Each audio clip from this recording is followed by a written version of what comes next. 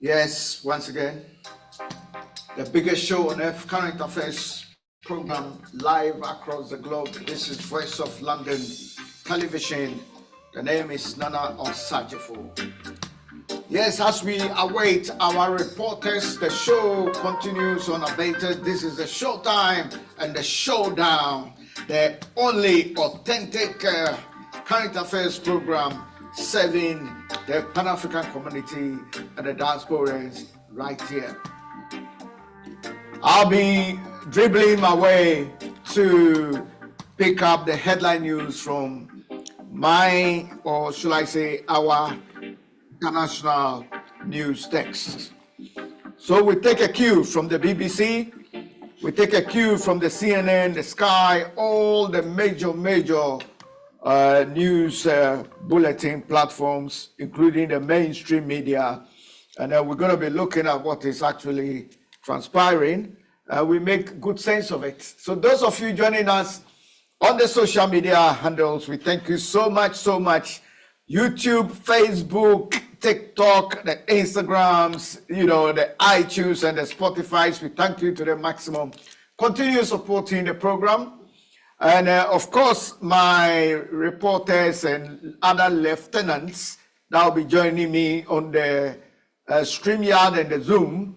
I'll be welcoming them as well. Let me go straight and welcome my very good, noble colleague of mine in the person of Obed Otu. Obed, can you hear me? Yeah, I can hear you. Got it. Obed, can you hear me? Yes, I can hear you. Great. What can I say? So grateful to hear you once again. Sure, it's been a while. Great.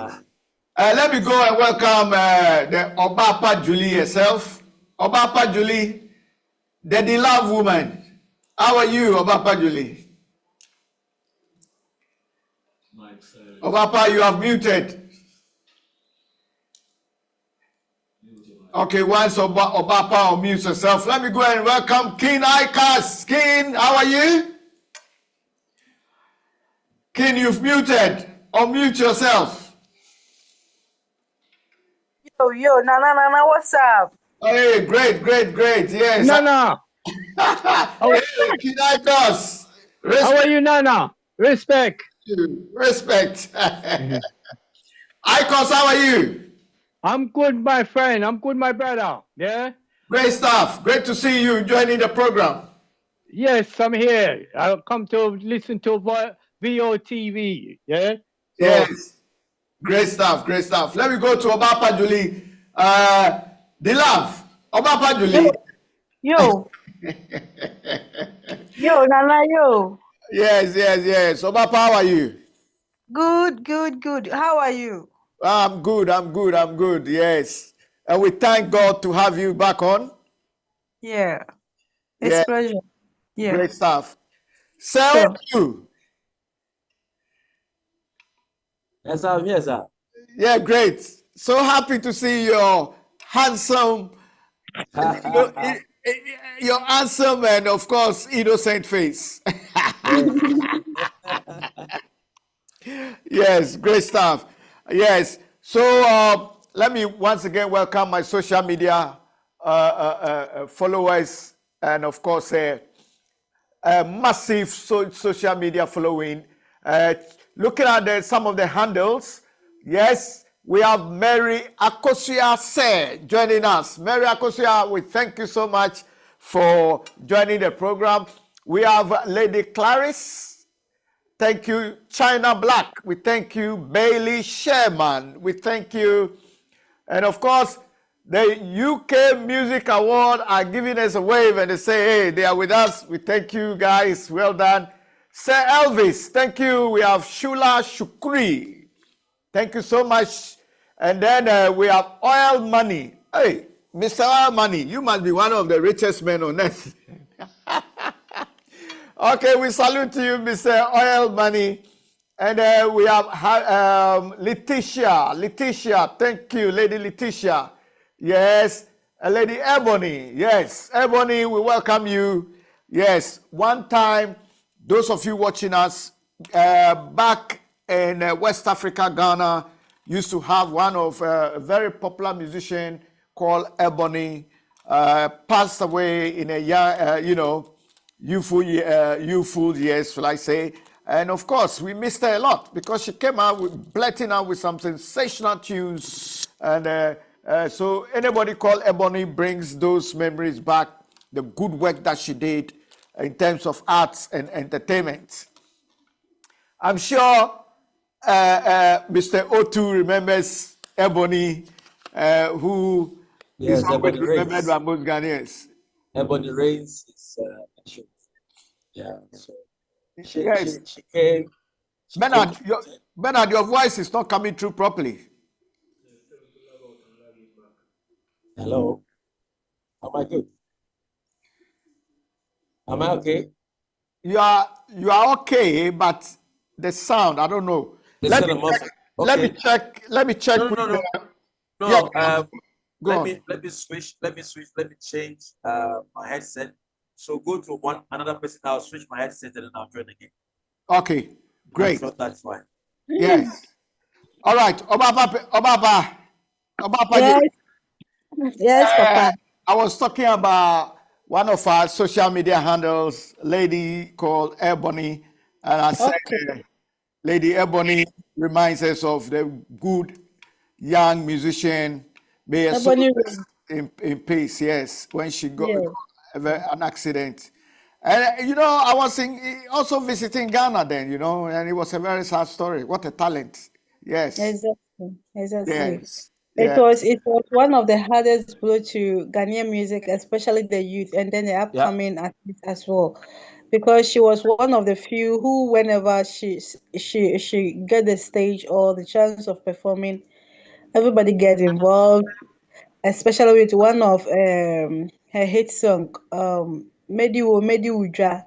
This song was one of the best where everybody was involved, from the market women everywhere, even the president then. That was Yes, John Dramani Mahama was one of her fans, and then when she wow, even passed away, John that's Mahama good. went to the funeral, and then so when the name Ebony is mentioned, just like recall us or just remind us of Ebony Reigns.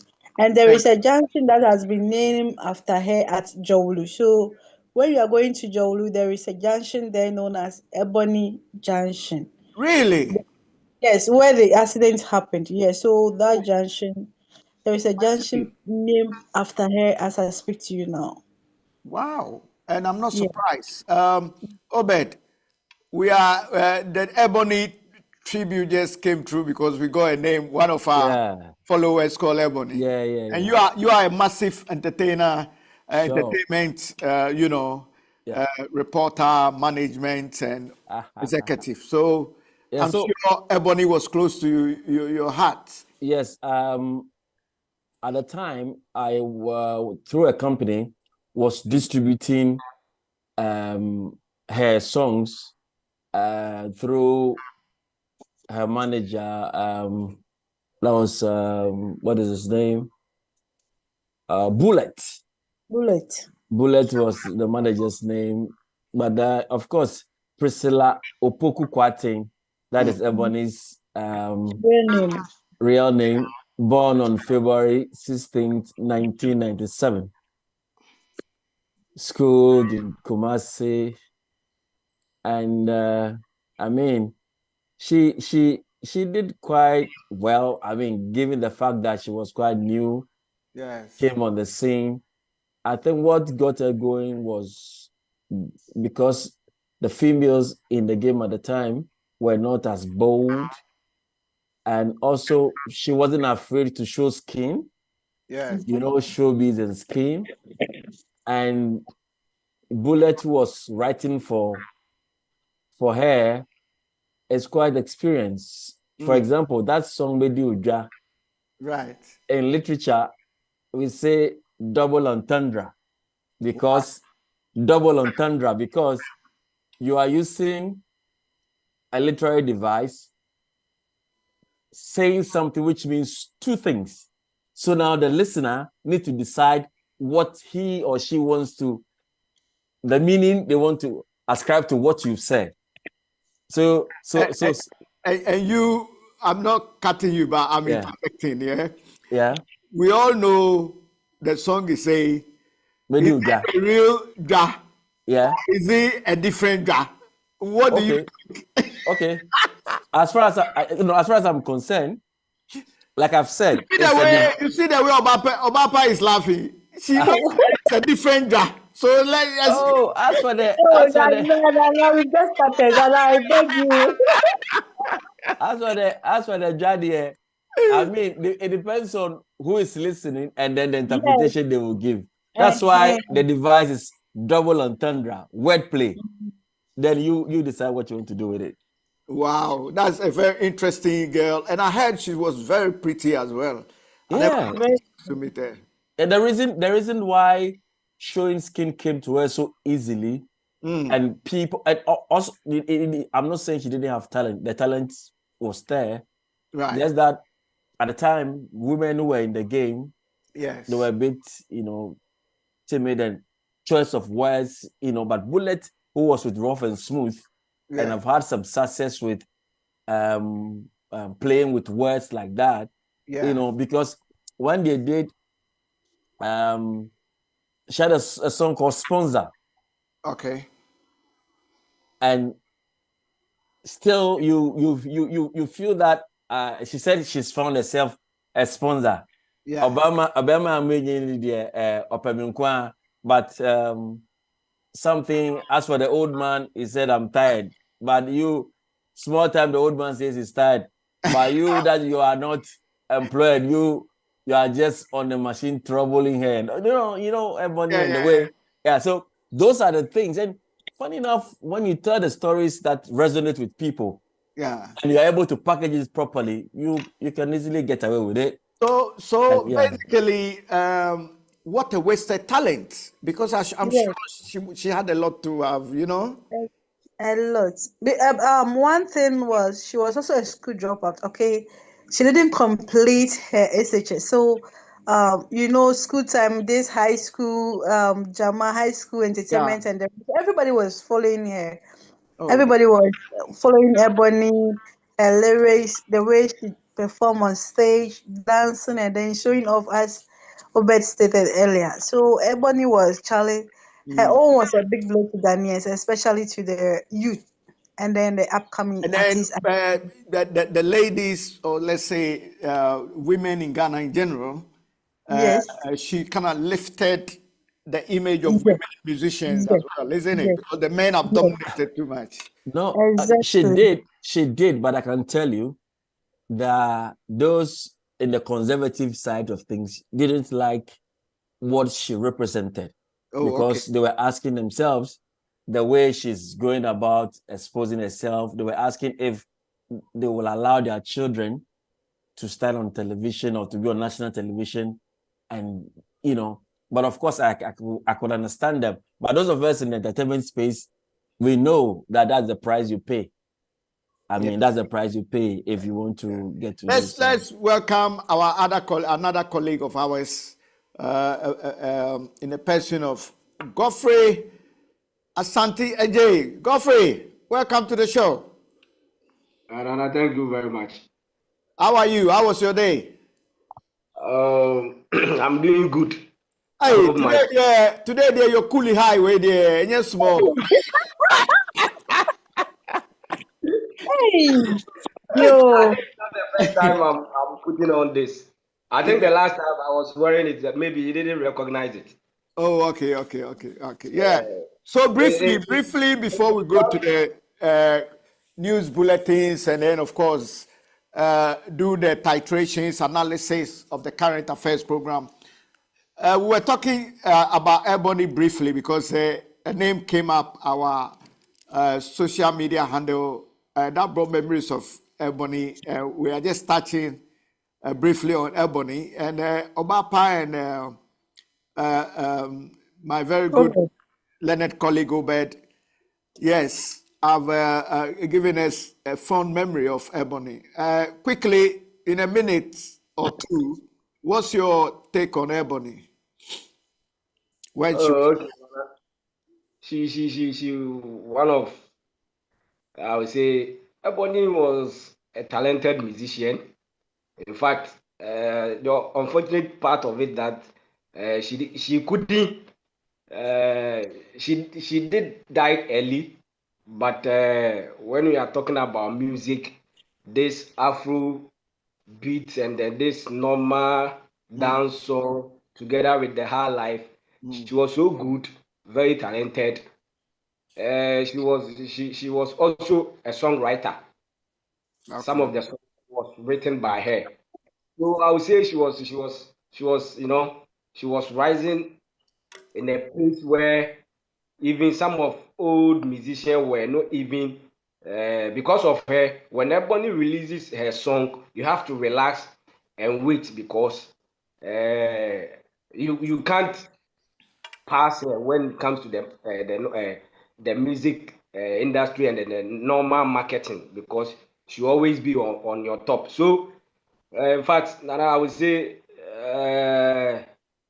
I don't know. I don't know. I can't even say maybe we couldn't protect her to that extent, but who knows? Maybe that's I would say it was part of her. That's how I would say that it was part of her. The little years she spent in the music industry, yeah, it has changed a lot of people and other stuff. So she was one of the talented musicians this country has ever had. So Nana, I would say Ebony, big up. But I'm also sorry that a lot of people couldn't even witness her performance and other stuff.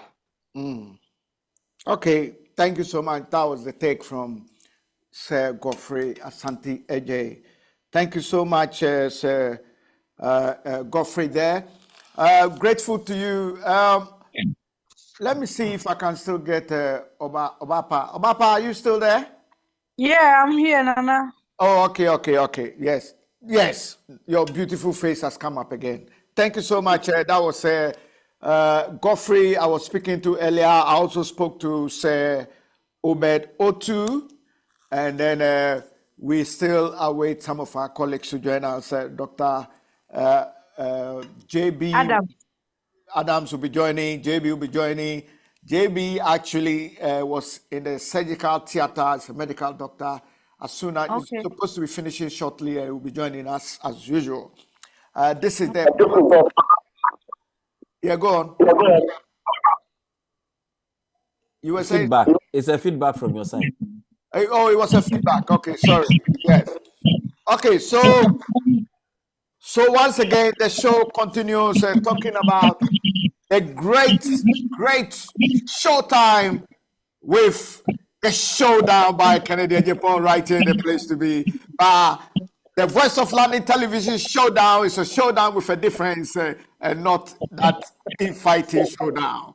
Okay, so without further ado, let me just take some of the headlines from our world and international news decks. These are what we have. Just the headlines quickly, and then we look at one or two from Africa, and then Obapa Julu will bring us the reports she has got. And before I do that, we need to do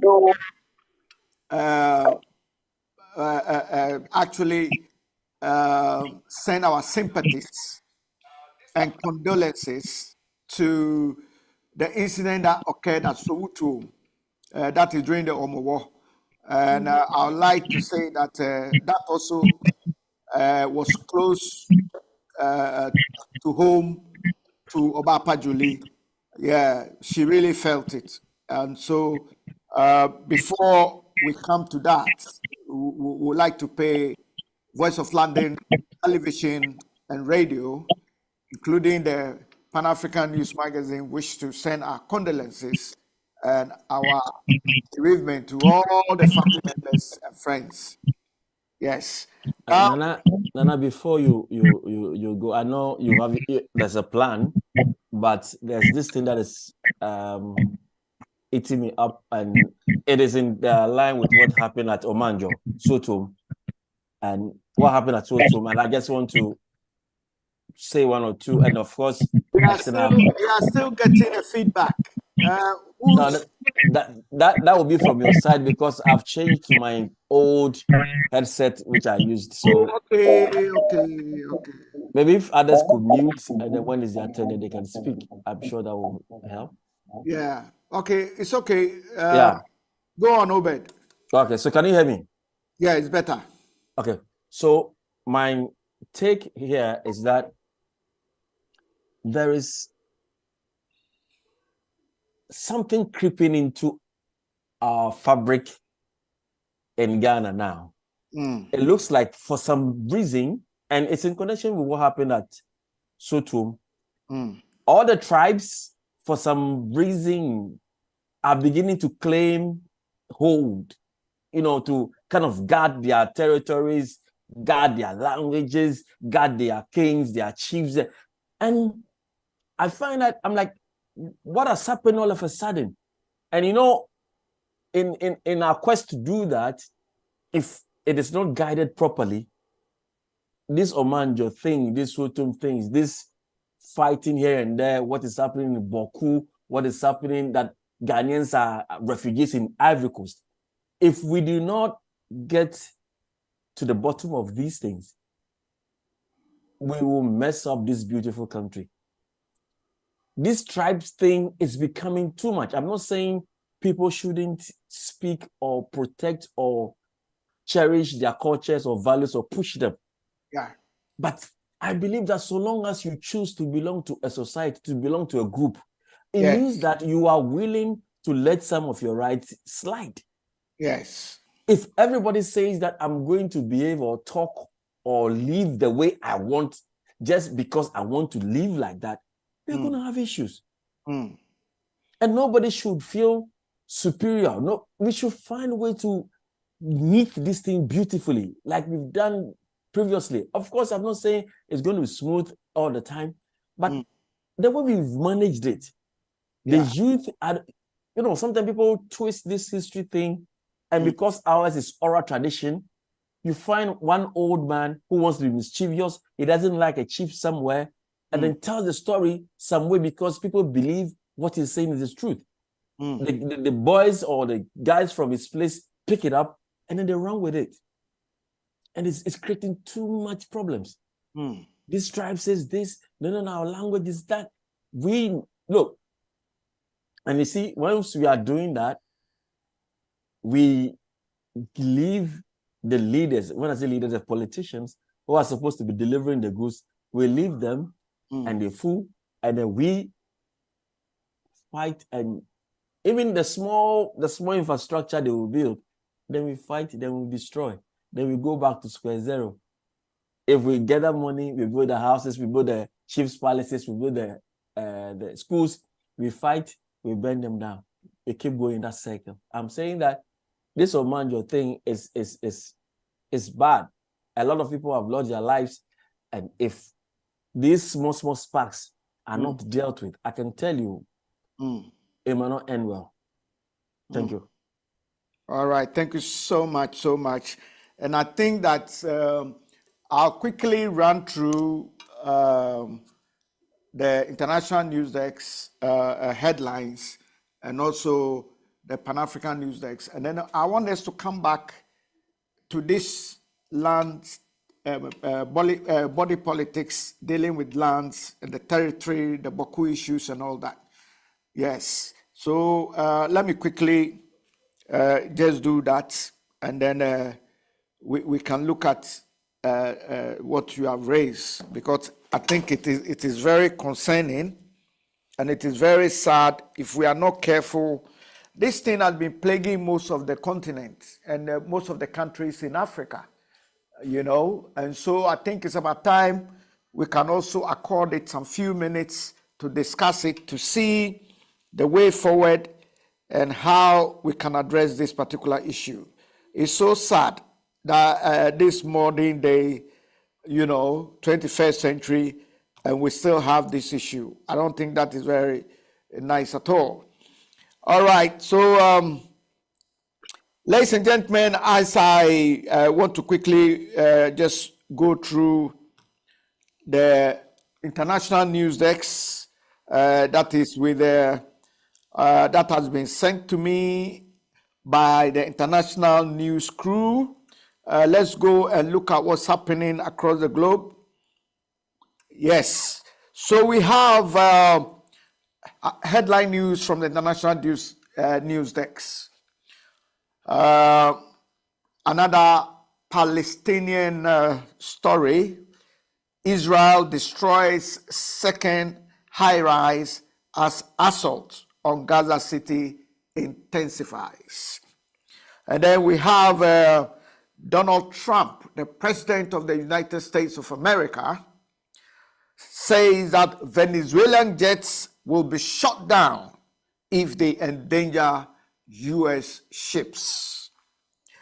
And then we have a report from Lisbon, so that is Portugal. Snapped cable caused Lisbon funicular crash, and that's another story from the European scenery. And then we have Seoul holds emergency meeting after citizens detained in U.S. Hyundai raid. These are just brief headlines from our international news desk. Russia targets WhatsApp and pushes new super app as internet blackouts grow. That's an interesting story there. Let me turn my attention to Africa, Mother Africa, and then look at what is transpiring from that part of the world. From our African news desk, we have Sudanese villages dig with hands to reach landslide victims, group have said. So that is Sudan, massive landslide there, and people are using their hands to dig it. And we pray that there will be a time where African technology can be of help and do wonders to save lives. Another African story, Nigeria revived 2026 World Cup challenge with Navy victory. That's another story there. Water fights and nimble rams, Africa's top shots. Okay, so there's I don't know if it's a game or whatever, but we'll look into that later on. There is a fear of an Ebola outbreak, and that is in DR Congo, and that has killed 15 people. So we all know when the Ebola pandemic came across, and then we also had the COVID, and then we had so many other things that was breaking out, the HIV, AIDS, all these things. We need to have a proper program and discuss these things. Yes. Right. So let's take a story from Libya. Body seen in secret Libyan mortuary could solve mystery of vanished religious leader. Coming from the news desk, our African news desk. And what is it at stake in Malawi elections?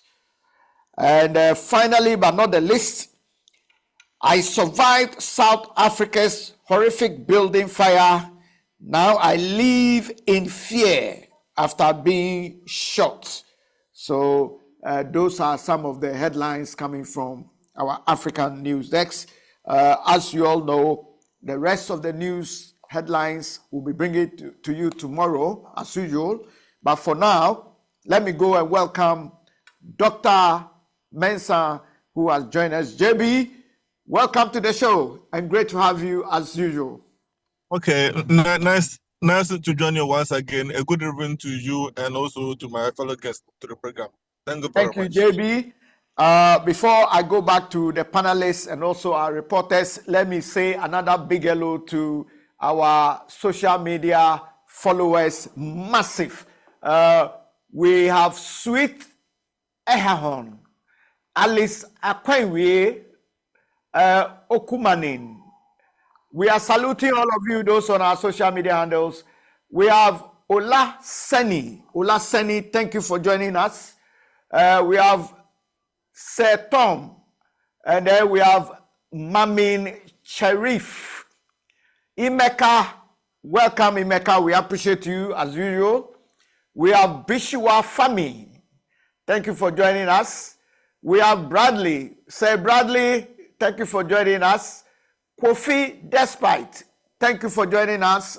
Lady Sister Ya, thank you for joining us. Claire, thank you for joining us. Lady Abuajiwa, yes, Abuajiwa, we thank you so much. She says she's at the Petroleum Mile 7 Achimota. Thank you so much. Those of you who are joining us from West Africa, Ghana, I'm sure you all know Achimota Petroleum Mile 7. Okay, thank you, Abuajiwa. Let me go quickly and welcome our brother, my very old classmate at law school in the person of Sir Kule. Thank you for joining us. Kule, unmute yourself. Yes, it's a pleasure. The Lord Denning of the Ghana coast. Lord Nana Osagyeo. Oh, what can I say? Well done. You got the name right, you know. Oh yeah, Lord Denny was so big. I'm a true Pan-African. I have to get it right. Yeah. Yes. Thank you for joining us. We appreciate you. Welcome everybody. Good evening. If anybody's listening, good evening to everybody. Good evening. The first thing you do is greet everybody around, a sign of respect. I say good evening to all my fellow Pan-Africanists. Yes, so that is Kunle there, and a very, with advocacy, you cannot beat Kunle. You know, a very good colleague of mine, yes. And, you know, as the Lord Denning of Africa, Lord Denning was one of the finest brains in law when it comes to the British and the global world. And for me to be accorded that Lord Denning of Africa, it was a great honor. So thank you, those of you who were in my seminar class and seminar group. God bless you all. That was a powerful name. So imagine me adding all my titles. Nana Osagyeo da Sibre Kuntum Kunuku Sasako Epele Pedia Zangba Zanda De Patakari na Nenya Kupanikosia Lord Denning of Africa. That was a massive name. Incredible. All right, so that is the humor side of things. Let's move on and quickly. Hey, Pinky Dior, I haven't forgotten you. Pinky Dior, big up yourself. And we welcome you, Pinky Dior, to the Voice of London program. Okay, Pinky Dior. All right. Obapa Julie from the shop in Accra, Ghana. I said that you need to file a report to us. But before you do the report, I think do the report, and then we come to the body politics, and then the lands, territory, land guards, the Boku issues, and the infightings in Africa when it comes to land issues and territorial issues, including these conflicts. And why can't the governments be able to address these situations? Is it the rule of law that doesn't work in Africa, or what? Obapa Julie, let's roll with your report, and then we can come and discuss that as well. And I'm sure you are going to phantom some of these things in your report. Okay, Obapa, welcome. Okay, thank you once again, and then thanks to all our viewers and then listeners across board. Yeah, it's been a hectic week, but then so far so good. To God be the glory, since we are here talking to our lovely people who are always willing to listen to us. So Nana, a quick one. Let's do with the by-elections at Akwitia. Okay. It was one of the top news or top stories everybody was following in Ghana for the past 2 weeks. We discussed it on the show, and then finally it has come to an end. So back to Akwitia, the elections took off on Tuesday. That was this Tuesday. And then everything went on successfully because security was tight, so we didn't hear anything of chaos or any disturbances during the elections, even though there was this a little misunderstanding um um between the is it the vice chairman of MPP, that's Chairman Azoka, and then the third vice chairman of MPP, Masaudu. That's but then it wasn't that much. So we applaud the police, that is IGP, for just monitoring the elections to end up successfully without hearing any chaos or any disturbances like the one that happened at Ablekuma North and then the rest. So Nana, with the security, the IGP did very well by controlling the crowd during the elections. So now back to the main elections. 5,252,000, sorry, 52,328 people were expected to vote at Akwetia that very day. But the turnout was very low, which people were asking, what is the main reason? Why didn't people come out to vote? Is there anything? So from the beginning of the elections, what we learned was because of the massive attendance or presence of security personnel, it created fear and panic to some of the residents or some of the electorate to come out and then vote. But as time goes on, from 12 to 4, then they started coming out knowing very well that there won't be any chaos. But then at the end of it, the total number of people who casted their votes were 33,819, which doesn't speak well at all at Akwetia. But then at the end of it, they were able to get their the winner or the MP elect. So Nana, quickly, the out of the 3,819 people who voted or who casted their votes on Tuesday, 18,199, which represents 54.30%, goes to lawyer Bernard Bediaku Bedu in the ticket of NDC. And then MPP had 15,235, which represents 45.20% in the ticket of MPP by the name Solomon Kwame Asumedu.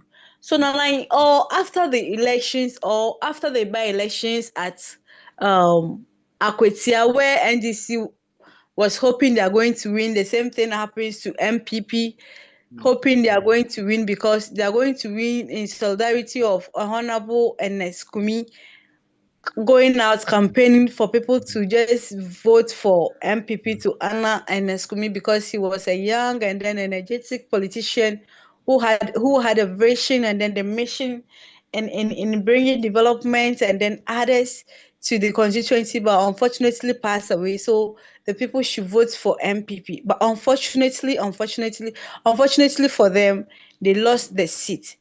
The minority leader, Honorable Afenyo Markens, and then his other executives in the party did all that they could.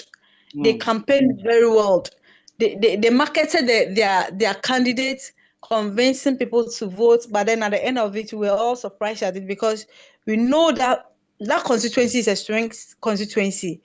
Though NDC do win out of 20, out of 10, we can boldly say that NDC won 6, no, NDC won 4 out of 10. So with this, we were hoping they were going to win again since they were the party or the MP in power then was an MPP. But unfortunately, things changed and then they voted for NDC candidate in the ticket of lawyer Bernard Bediako.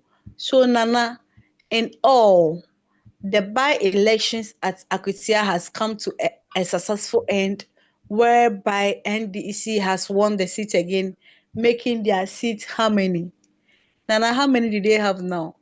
Now it is even too much to the extent that we can't even remember their total number because out of 276, because Sally is now part, out of 276, MPP is having only 83 seats as we speak now. So just let us do our calculations and then take it off that NDC has taken a two-thirds of the seats from MPP. And then back to Tamale Central, we were all discussing it. Why should many people go in for such seats, or to stand in for them to be voted, or standing in to be elected as the parliamentary candidate for the upcoming elections, the by-elections that NDC did not include or involve themselves in. Finally, Nana, I can also tell you that today was the day they also held their primaries, and then the one who won is Professor Alidu Seidu Mahama, out of 1,476 votes. He gained 840 votes. Out of 1,476 votes, he had 840 votes. So the rest are for the Mariama, Nana, Sule, and then the rest 525. Nana, don't let us waste our time, because if the one who won was able to score 840 out of 1,476, means there is a hard single number 6, 3, 10 votes, 4 votes, and then the rest. So now NDC at Tamale Central now have a parliamentary candidate where the by-elections will also take off very soon. So concerning elections, by-elections, and then the politics, this is where we've brought it to. But now let me hit on this issue concerning Honorable, should I say His Excellency Kofi Akpalu, the founder and then leader of LPG. Yeah, as I speak to you now, he's also in the hands of Iyoko. They are investigating some issues concerning causing financial loss to the state, and then others, yes, money laundering, and then others. He was picked up yesterday, and up to date, he's still in the hands of Iyoko. And we all know he's one of the topmost when it comes to the smaller political parties or the minor political parties in Ghana. He's one of the loud politicians who, whenever there is a national issue or a national interest, he comes out boldly to talk, whether you'll be happy with him or not. He's always loud when it comes to politics. So he is in the hands of Iyoko, whereby they are investigating him. Now back to our social stories. Nana, we all know that DSTV is one of the channels that most of us here in Ghana, in Africa, we love to channel into, whereby we pay annually or monthly. And there was this issue of increment of prices, where the communication minister, Honorable Sam George, was demanding for them to reduce, and then they were also dragging issues with him. We are not going to reduce anything. We reduce, we will not reduce. Finally, I can confirm to you that there has been an agreement between the two parties, where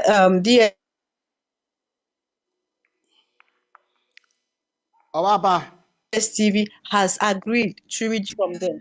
So now with the issue of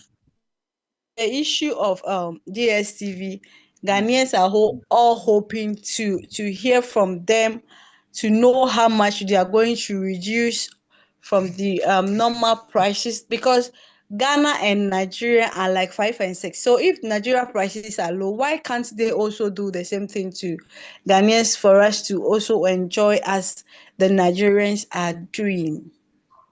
Okay. So basically, the DSTV finally agreed to reduce the prices, yeah? Exactly, Nana.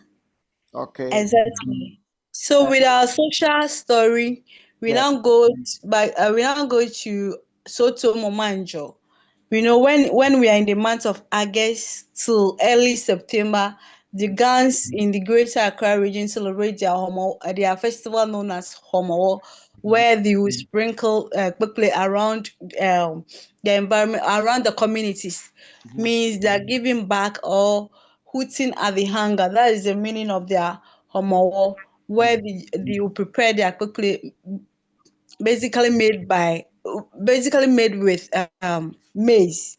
Okay, then the chief will sprinkle it around the communities, drums, followed by drums, and then other, music backgrounds. But unfortunately for this year, we've come across, or there has been 3 encounters of death during the Homowo festival. The first one happened at Teshi, where 3 people died at the stands, and then those the incident that happened at Teshi was on Wednesday, no, Tuesday.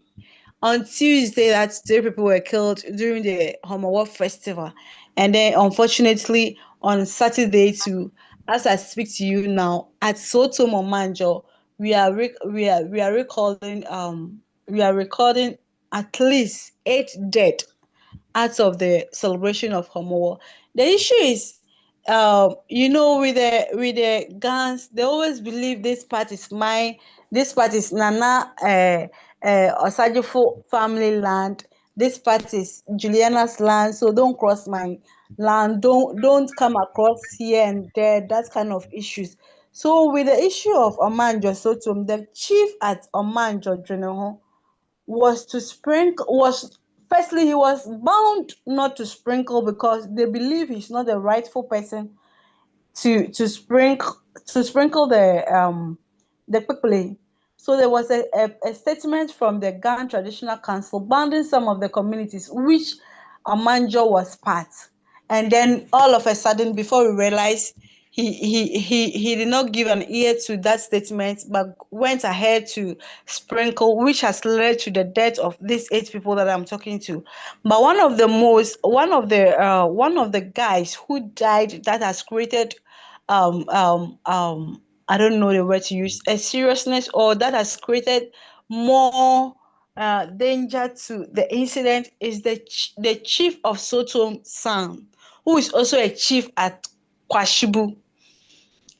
He's only 29-year-old, young and then energetic guy with vision, who is in his youthful age, who is free with everybody, who does not discriminate, was just shot and killed during this banter between Sotom and then Omanjo.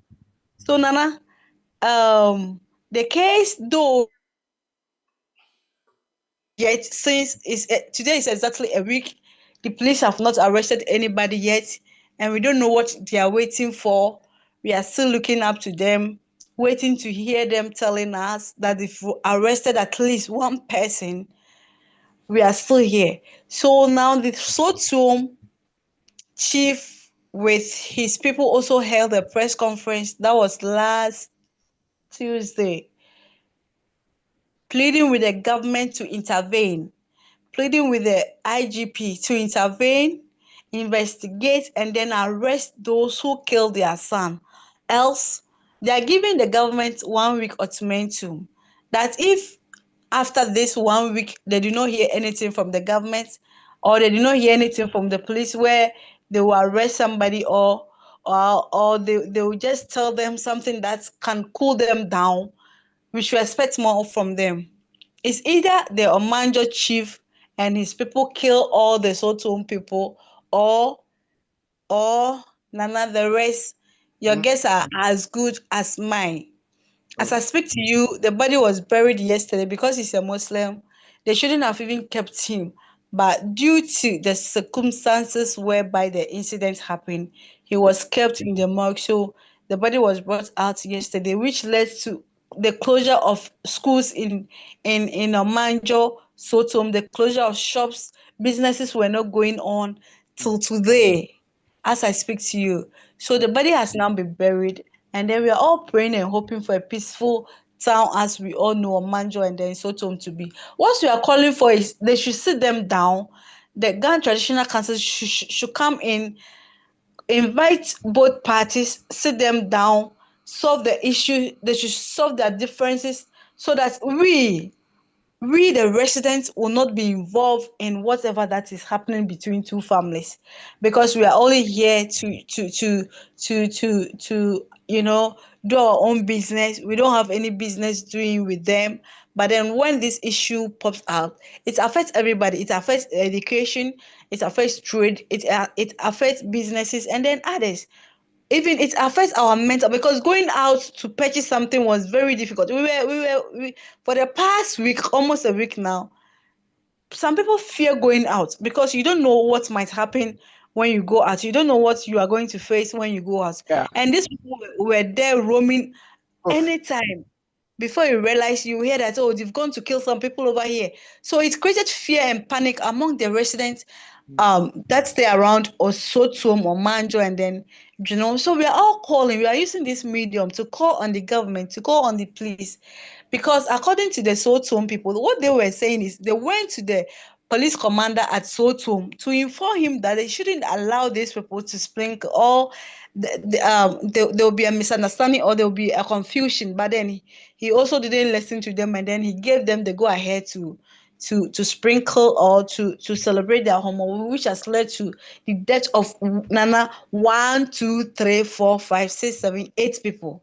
And as I speak to you now, some are at Rich Hospital, some are at Ganoff Hospital, that is the hospital that is closer to Soto Mamanjo, and some are at Kolebu. So you should ask yourself, we all know that celebration of festival is to create memories, to just like to celebrate it in a happy way, but then why should it be chaos? Yeah. If we say we are celebrating our festival, why should celebration of festival turn to killing of individuals? Wow. Wow. This is interesting. This is a very serious. What can I say? I'm really a bit sad, lots Yeah. of sorrows, but a bit shocked as Yes. well. And I'm Yeah. very saddened. Yeah. I think let me welcome our colleagues and learned colleagues that have joined us. Let me welcome Mr. Adams. Adams, welcome to the show. Thank you very much, Nana Osagyeo, and thank you for having me on your show, and also good evening to the fellow panelists, and good evening to your important viewers on Voice of London television station. Thank you. What about our social media? There are lots of them. If you don't say hello to them, they will come for you. Hello to all our viewers on the social media platforms dotted across the world. Thank you, Adams. Thank you. Let me welcome Lady Nana Ama. How are you? Welcome, lady. I'm good, and you? Not too bad. Nana Ama is the youngest among us. Fresh. And so we are grateful. She's learning a lot, picking a lot from us. And I'm sure Obapa will Nana. take Nana Ama into her wings. Finishes GIJ. She can take her along to the parliamentary sessions for her to get more experience. Nana Ama, All right. Thank you so much for this great opportunity and platform. I hope you are doing great. yes. And we are And grateful good to have evening to all our cherished viewers and listeners Thank you. across the globe. Thank you, Nana. Thank you, Nana. Okay, let me welcome Stephen Apolima. Steve. Hello, Nana. Hey, Steve. How are you? I'm doing great, Nana. Thank you so Good much. evening to you. Yeah, go on. Good evening to my colleagues on the panel, and good evening to your listeners on social media and all the networks. Great stuff. And I wonder how you make it, Stephen, because you keep churning out book after books. Do you sleep at all? Because Steve has And come I out. do. Are you And sure I you do. don't sleep? I do sleep. It's just that I have enough time on my hands. I'm not in the mainstream 9 to 8 job, so I'm doing work at home, so I have enough time to do my research. Yeah. And also put a few words together, and Great. yeah, so I have enough time on my hands. Wow. And for my viewers who, and of course across the social media handles,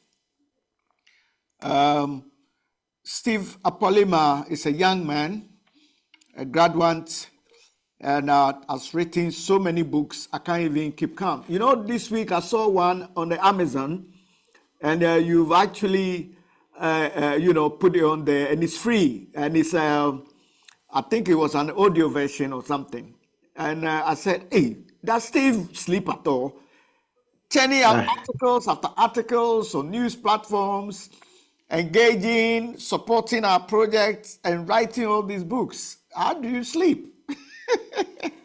Anyway, so that's Steve Apolima for you, and a brief background about Steve Apolima. Thank you very Steve, much, Anna. thank you for joining us. We appreciate you, yeah? Thank you. Okay. All right. So, Kunle, the body politics, let me quickly, I think tonight it's all to do about by-elections, the reportage we got from Obapa Julie. Of course, the international news that we did earlier, they were just brief news. We'll have time probably tomorrow to go into them properly in total. But tonight, let's focus on the body politics of the by-elections at Akwatia. And then we look at the Tamale Central quickly. And then the Akpalu Yoko. What also caught my attention is the DSTV reducing their price and the government forcing them to reduce their price. I think this is a call in the right direction. And Nigeria are very much able to hold such companies to make sure they reduce their prices. So Ghana is learning from Nigeria, and I think it's a good thing, because I remember when is it British Airways at one time, I don't know if it was British Airways or Virgin, they were giving Nigeria a heck of trouble, and the Nigerians really faced, is it Virgin Airlines or British Airways? British Airways. Kule is here. Kule. I am not aware of this issue. Okay. The only issue that I can remember in relation to our air what do you call it? Our air infrastructure was about there was an issue with Virgin, who wanted to run their, because they actually have international and local operations. So what now happened was that they wanted to run their local operations from the international airports, and the government said no, you can't do that. You can't just on your own as an entity be running your own local operations from the international airports. The international airports is for international flights, not for flights within the Nigerian airspace. So they had issues, and I think what they now did was they tried to negotiate with the government, but it will look like discrimination against the local airlines that are operating within the Nigerian airspace. So they were not able to work that out, and I believe Virgin had to pull their local operations out of Nigeria because of that dispute. I mean, yeah, rightfully so. I mean, you cannot say because you are Virgin. They were trying to use, their influence. The British man with Richard Branson and all that. But the government said no. So that's all I know about the issues that Nigeria has had with either the British Airways or Virgin Atlantic. So if there's any other news, I'm not aware. Okay, I think I can come in here. I think the issue was to do with either British Airways or Virgin Airlines, and I stand to be corrected. And I think it's to do with the baggage. They were trying to reduce the allocation of the baggages and just give them that one concession. Normally, it's 2 concessions. I think it's 42 kilos or something, and you divide it into 2, right? And I think what happened, they wanted just to give the Africans just one baggage allocation, and Nigerians said no. If that's the case, then you are not coming to Nigeria, you know. And did you know what happened? They gave Nigeria 2, and they gave Ghana 1, and Ghana couldn't contest. And this is, and now, Obapa Julie, I just told us that the government has taken on the DSTV, which back in Nigeria have also got the DSTV to give Nigerians reduced prices. And so yeah, they're robbing us. They're actually robbing us in Nigeria. Yeah. Yes. And it's saying that now the new government had an issue with the DSTV operatives, and now they've reduced the DSTV price for Ghanaians in Ghana. So I think that is the way to go. Now, can I say something real quick, for like a minute, just 30 seconds? You see, this is what happens when we don't have creative people in government.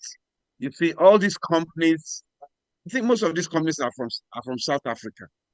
So, you know, they bring their businesses to these other African countries, you know, and they monopolize their infrastructures on the ground there. And thereby being able to control the price where you are unable to contest. So people just, you know, just stick with the prices that they, you know, and the prices are very exorbitant, you know. But we need to get creative, because if we create our own, then there will be competition. We won't have to beg them to reduce their prices. They will automatically reduce their prices, knowing that they have competition on the ground. Kule, I think you are saying something, but that doesn't bring about competition. You see, it's all about regulation.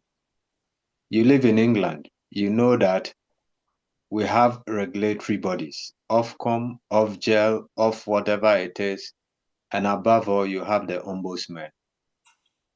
So when a provider, like any telecommunication providers in the United Kingdom, cannot on its own accord overcharge consumers, the consumer has a right, and the right of the consumer is enshrined and can be supported at any time, at anywhere by the regulatory body, and even charge the companies for charging or overcharging the consumer. So what our governments must learn is we should have independent regulatory bodies. The Ghanaian government shouldn't have even fight the corner of customer. It is the regulatory body, which is an independent, and the consumer organizations, which are to channel their grievances through the regulatory body to say that we are being overcharged, and above all, the services are not good. Therefore, we need to be compensated, and we need the prices of our product to be lowered to the international standard. You and I are here. We know that when you are overcharged by your telecommunication provider, you can go to the ombudsman and you'll be reimbursed. The ombudsman is an independent arbitrator. He arbitrates between you, the small boy, and the big boys who have got millions and billions of pounds in their account. But you, the little man with 100 pounds in your accounts, the ombudsman will stick to you, take your statement, then fight your corner with a service provider. Okay. So it is good. That point is taken. Let's go to I need to see, add something. Obed Yeah. wants to come in. Yeah, Obed. Yeah, I think that we need to check the report again, because in the last letter the DSTV multi-choice wrote, they said, let it be known that we have not agreed to reduce prices. That is the last letter they wrote, that we have not agreed. Now, there's this That point letter, about... the last letter referring to which faction? From multi-choice, because they are being forced to reduce the Okay. prices. They said, we are in a meeting. We have not agreed Okay. to reduce prices. Okay. Now, the point is being made about using regulations to keep them in check. So I quickly checked and I pulled out the Companies Act and then what the regulator can do. Companies Act 1963, Act 179. Yeah. Now, what is there is about compliance. So if we are going to say charging, we will find a way to put charging under compliance, then the minister can get away with it. But compliance, as we understand, has to do with quality of service, not necessarily pricing, or other technical issues. So if the minister wants to get multi-choice to reduce prices, it has to situate what is asking for and define if should be able to demonstrate to the court that pricing is part of compliance. If it can demonstrate that, then it's going to have a good case. Other than that, it's going to look crazy. This okay. Okay. Yeah, go on. So the last point I wanted to make is the Nigeria-Ghana comparison thing. Businessmen work with numbers. So when they feel that working in Nigeria, the numbers are such that they could reduce price and still break even. I'm not advocating for DSTV. I really want the price to come down because I use the service too. I'm just speaking to the fact that I know it, so that if we are asking them to do something, we use the proper channels so it is done and it's lasting. Because if you shut them down, people are going to lose their jobs as well. So we need to balance it. Yeah. Okay, let me go to Godfrey. You've been quiet a bit. Your take on it. Okay, Nana. As my brother was saying, Obed, DSTV yesterday issued a statement. And according to their statement, they are still in a negotiation with the minister. In fact, the communication minister is asking DSTV to reduce at least 30%, because minister believe now the CDs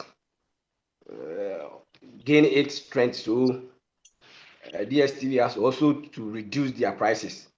And DSTV is charging $54 per subscriber, as to compare to other African countries. When you go to Eswatini and other stuff, it's 43. Nigeria is $16 per subscriber. So Nigeria is how much? $16. 16. Yeah. And Ghana is 54. Yeah. So where is the fairness? Where is the fairness in this then? I don't get it. That's why I will believe what my brother was saying, Obed, because when you go to Nigeria is, the population wise they are 3 or 4 times Ghana.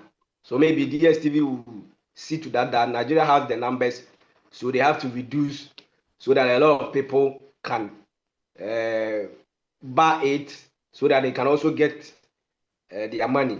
And when it comes to Ghana, not everybody is using DSTV. I don't know, maybe it's because of maybe the pricing too. So they are still in the negotiation. Yeah, I'm only interjecting with the conversation. Anybody else can interject if you want to come in. Sticking with the DSTV issue. Kunle made a point, and he said that, look, all these things could be avoided if Africa, because we know this thing coming from South Africa doesn't really, I don't know if DST belongs to a black person in South Africa. It definitely probably could be a corporation from somewhere, abroad or outside the continent of Africa. You see, Nana, Nana, I'm not much privy technically how DSTV is operating in Ghana. Does the spectrum or the infrastructure belongs to Ghana and they are just providing service and distribution? Or they have built the infrastructure and they are charging for both service and distribution? Yeah, I don't think Ghana has that infrastructure. They are just. I don't believe the the word Ghana, that and Ghana. they are just providing the service. Are they just providing the service?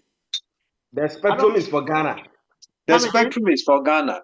So why do we monopolize? Why do we have to monopolize? No, let's get it clear. There is a mixture here. What's happening? Who's got the infrastructure? Who's providing the service? What is it? Ghana is having the infrastructure and they are providing the service because the spectrum they are using is for Ghana.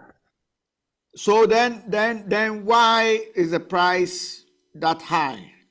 Now that's what I was trying to explain, because the CD against the dollar issue was one of the factors, and a lot of Ghanaians were not patronized DSTV. People just buying DSTV recently. I would say, so you see, okay, brother, let me see. You see, if in Ghana, the other stations like DSTV, GTV, they are stronger than the stations in Nigeria. An average Ghanaian will have his antennas for local stations and might have a receiver for DSTV. In Nigeria, 90% of the people, all their channels are on DSTV. So the customer base there is huge as compared to Ghana. You understand? Let me also ask a question. This is for all of us. My question is, since the service providers, DSTV, and Ghana having infrastructure, and since the inception of this DSTV and this infrastructure thing, what quality as Ghana government or the service provider DSTV have added, and what have they incurred to be taking all this money from these poor people? It doesn't make sense to me. And I ask the same question to the BBC and the Sky TVs here in the UK or Europe or America. That's my question. Is it the one satellite that is sent to space? That satellite that is sent to space for years, yet they've been charging and increasing our fees for our usage of mobile phones. I've never seen them replace those satellites for years. They work on it. They work on it every time. The satellites are being serviced and I know. Obviously, they will. Yes, I'm saying that does that warrant the greediness of Nana, let me come in. You were talking about the quality. Not the quality. I'm trying to make sense that why. I get what you are saying. Quality content is expensive. Not just quality, but quality I'm just content trying to say variety. The point I want to make is that why are we being charged? I'm not just Ghana or Africa, I'm including the whole global world. Why are we always being charged certain fees with increase year after year? And I don't see any better thing apart from service that they give to these things, including the satellites they send to space. Can anybody answer this question for me? Because it baffles my mind. That's what I was just trying to say. That DSTV, because you are not in Ghana, so let me give you the Ghanaian, the way we are thinking or the way we are seeing DSTV service here. When it's raining, or when there's serious weather changes. When you're having DSTV right now, you see that you'll be having difficult to watch whatever you are supposed to, because DSTV, as you were saying, they always transmit using the satellite. And let's say you are watching the local channels and other stuff, you don't see that because they are using the optic fiber nerves. And people were even fighting that DSTV should also go by that. But I don't know, because anytime you are watching using DSTV, you then when it's raining or any weather changes, you have it difficult to watch DSTV. And Nana, they can repeat movies upon movies. Like one movie, they can show it a whole year. Like they can show it in the afternoon. Why is Obed laughing? Because you are hitting the nail on the head, and Obed is laughing. No, it's Obed, because. what's your point? Why are you laughing? No, it's because so they have bouquets, so there are multiple channels, and then you choose what you want to watch. So per your bouquet, you are charged. So if you cannot watch, if you can pay for just 5 or 10 channels, you pay and then you watch. So if you want the full bouquet, then your price shoots up. My only challenge is that for me, as I read the act, the compliance thing, I think the minister can push them that weather condition thing, and then their service is messed up. That is where I think the minister can press their necks. No, compliance also entail pricing and charges. They are all into compliance because you have to comply with all regulations. So you work within a framework. Therefore, the Ghanaian government can say that, look, this is what you are meant to charge in this country. And for that matter, if you don't comply to that, then we have to settle our case in arbitration. That is not an open market now. No, it's an open market because there is a competition. That DSTV, what has created all these problems for countries like Ghana and Nigeria and most of the African countries are corruption. Because when there is a tender for companies to bid and have their licenses or contracts signed, there are some form of money exchanging hands. Therefore, the interests of politicians are always driven into contractual agreements in the country. And for that matter, every country... Add the UK, because Nana said their service is also bad. They check exorbitantly. So if you add the UK too, they also have a similar problem, not just Africa. UK, bribes are everywhere. UK, you can't do that. UK, you have all the television stations, all the major players.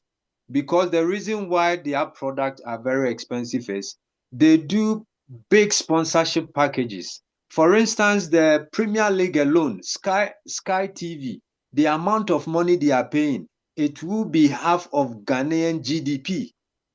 The amount of money Sky is giving to the Premier League. Yeah, but we watch the Premier League on DSTV here.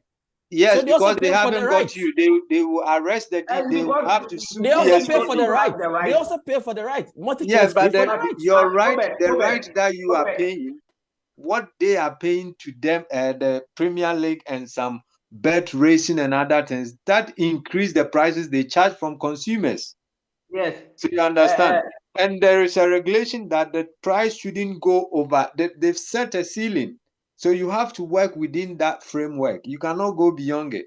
If you go beyond it, then the regulatory body will take you to court and the fine problem you. Is if there was... let me ask Obed, please, let me ask you a question. Shoot. So are you okay with DSTV service? Oh, you didn't listen. You didn't listen to me when we started. No, it's a question that I'm asking. I said no. If you had listened to me, I said I want a reduction. But you see, you cannot do things buga buga. If you want to do something, go through the process so that it is lasting. So it doesn't become as if you wake up one day and then you feel like, oh, this cocoa seller, his prices are too much. Hey, let's go there, reduce the... No, put systems. So for example, if your regulation states clearly that you can go and be talking about pricing, the minister didn't have to even engage them in too much talk. Quickly take them and point them to the act and point them to the law. as per our regulations, you're supposed to Before be. I'm coming Yeah, up, I'm you don't coming need up. to go. Before I was coming, I was just reading. I was in the minister's page, and what the minister is saying right now is that it looks like they have decided not to comply with the directive. So he has no choice than shutting DSTV down. And Okay. me, my problem or my worry, I'm coming. I don't know why. Godfrey, 1 second.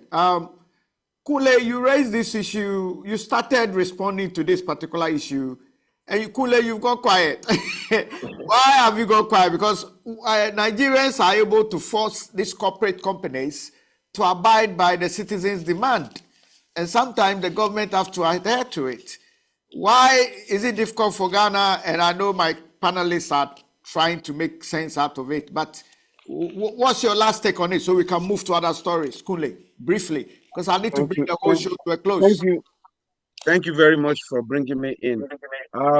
Immediately you started this topic, you know, when you have the gift of vision, you're always going to be 70 to 80% right. And of course, as they always say, generally, the prophets are never appreciated in their hometown until everybody posthumously starts to appreciate the prophets. That tells them the truth while he's still alive. Before I went into my bedroom to go and pick up my second computer.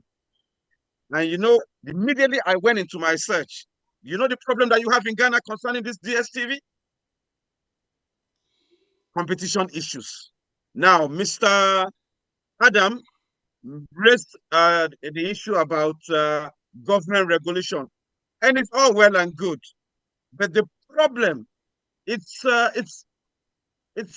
kind of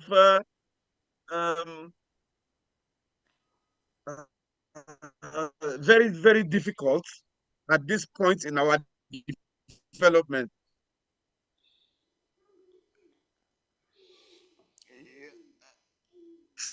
You've muted. Kule, you have muted. Kule, you have muted. Kule, unmute yourself. Okay. Adams, briefly, Kule, you have muted. Okay, Kule is not hearing me. So let me go to Adams. Compare part of the world because there's all. Okay, Adams. Nana. Yes. Before we go to the by-elections, we'll come to the DSTV in future. Before we go to the by-elections quickly, so that we could bring the whole show to a close. Let's look at the by-elections. Let's look at the by-elections quickly. Yeah. I want just a minute each, if you want to contribute to it. Just a minute or two. Don't stay longer on any topic. So now, even before the by-elections, let's look at the Kofi Akpalu in the hands of Yoko. Quickly, who wants to take that one on? Kofi Akpalu, presidential aspirant with one of the minority parties or as an independent in the hands of Yoko. Kofi Akpalu has got a lot of question marks around his face, his ears, and his neck. Because they gave him contracts, which of course he could not fulfill the contract's obligations. And for that matter, any amount of CD given to Kofi Akpalu, he should be made to account for them. So Ueku or whatever it is should ensure that their offices work for the people of Ghana, and anything taken out of the consolidated fund, not only to be charged with penalty, but to be also charge perpetrators of economic crime of the Republic of Ghana. So it should serve as a deterrent, not only to politicians, but to every citizen of the country, including the ruling government, the NDC, members of the NDC. They should set a mark so we know that corruption should become a history in our country. Okay, let me go to Obed. Yeah. Obed, your take on that? Yeah, I agree. I honestly wish that anybody who has touched something, anybody who has taken money wrongfully, unlawfully, should be brought to book. So if he has done something wrong, it should be dealt with according to the law. That's it. So this is not political witch hunt. Oh, I don't see it like, oh, Okay. no, unless somebody shows me that. I don't see Okay, it. Godfrey, Akpalu, and Yoko. I don't even know what to say about Kofi Akpaloo because recently, it was, it was various media platform talking, raising hula balloons about these 8 people who died and other stuff. And when you know, I can fobu baby say, a jet tower to I intend as a attentive tower to a unhuri de emfajaso. So you knowing that say there are so many other financial issues concerning other monies be the amount. I think he should have known better, trying to criticize other people. And Yoko, Raymond Archer has decided to whoever who are involved in anything, he will just call you for investigation. And now Kofi Akpaloo is under the So investigation. point taken. So basically, we are all talking about Yeah, he's under investigation. But balance. my wife, I don't know how many days he's going to spend over there before he will be released and other stuff. In fact, It's a bail condition. He has a bail condition to meet. If he meets the condition, but don't advise people to keep quiet if they've done something wrong. Let them speak so that he wasn't arrested though. No, what I'm saying is that you said he should have kept quiet because he knew he had a problem. No, he shouldn't keep quiet. He should speak. Yes. Allow everybody to speak. Let the law catch up with all of us and deal with all of us. But that's what I'm saying. That he wasn't arrested. Okay, he was guys. invited. I think all this. He was invited. So I think this invited for how many days that the person can boil down to we affirming accountability, probity, balance checks, and holding officers to what should I say, responsibility. Yeah, let's put it that way. Okay, let's quickly now go to the politics of the by-election quickly, and then we touch on the land and we run up. Now, the by-election, the Akwetia one, please don't spend too much time on it. Briefly, I understand the NDC one and the NPP were anticipating a sympathy vote, and the sympathy vote failed. Godfrey, let's go. The Akwetia by-election. Okay, Nana. Thank you very much. Nana, as for me, I'm not surprised because Akwetia, let me see, that seat is for NDC. It has been in the hands of NDC more than the MPP. Bernard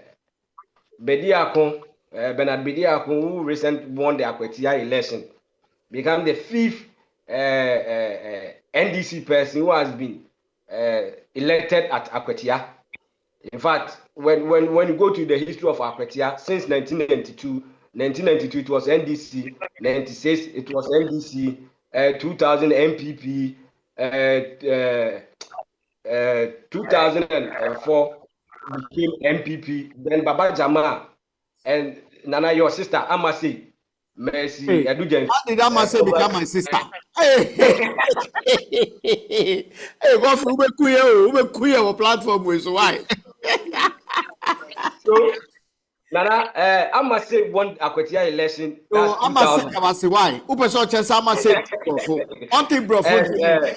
Matthias say. Okay. Anyway, let me go straight to Obed. Obed Akwetia quickly. Yes. I mean, I wasn't surprised.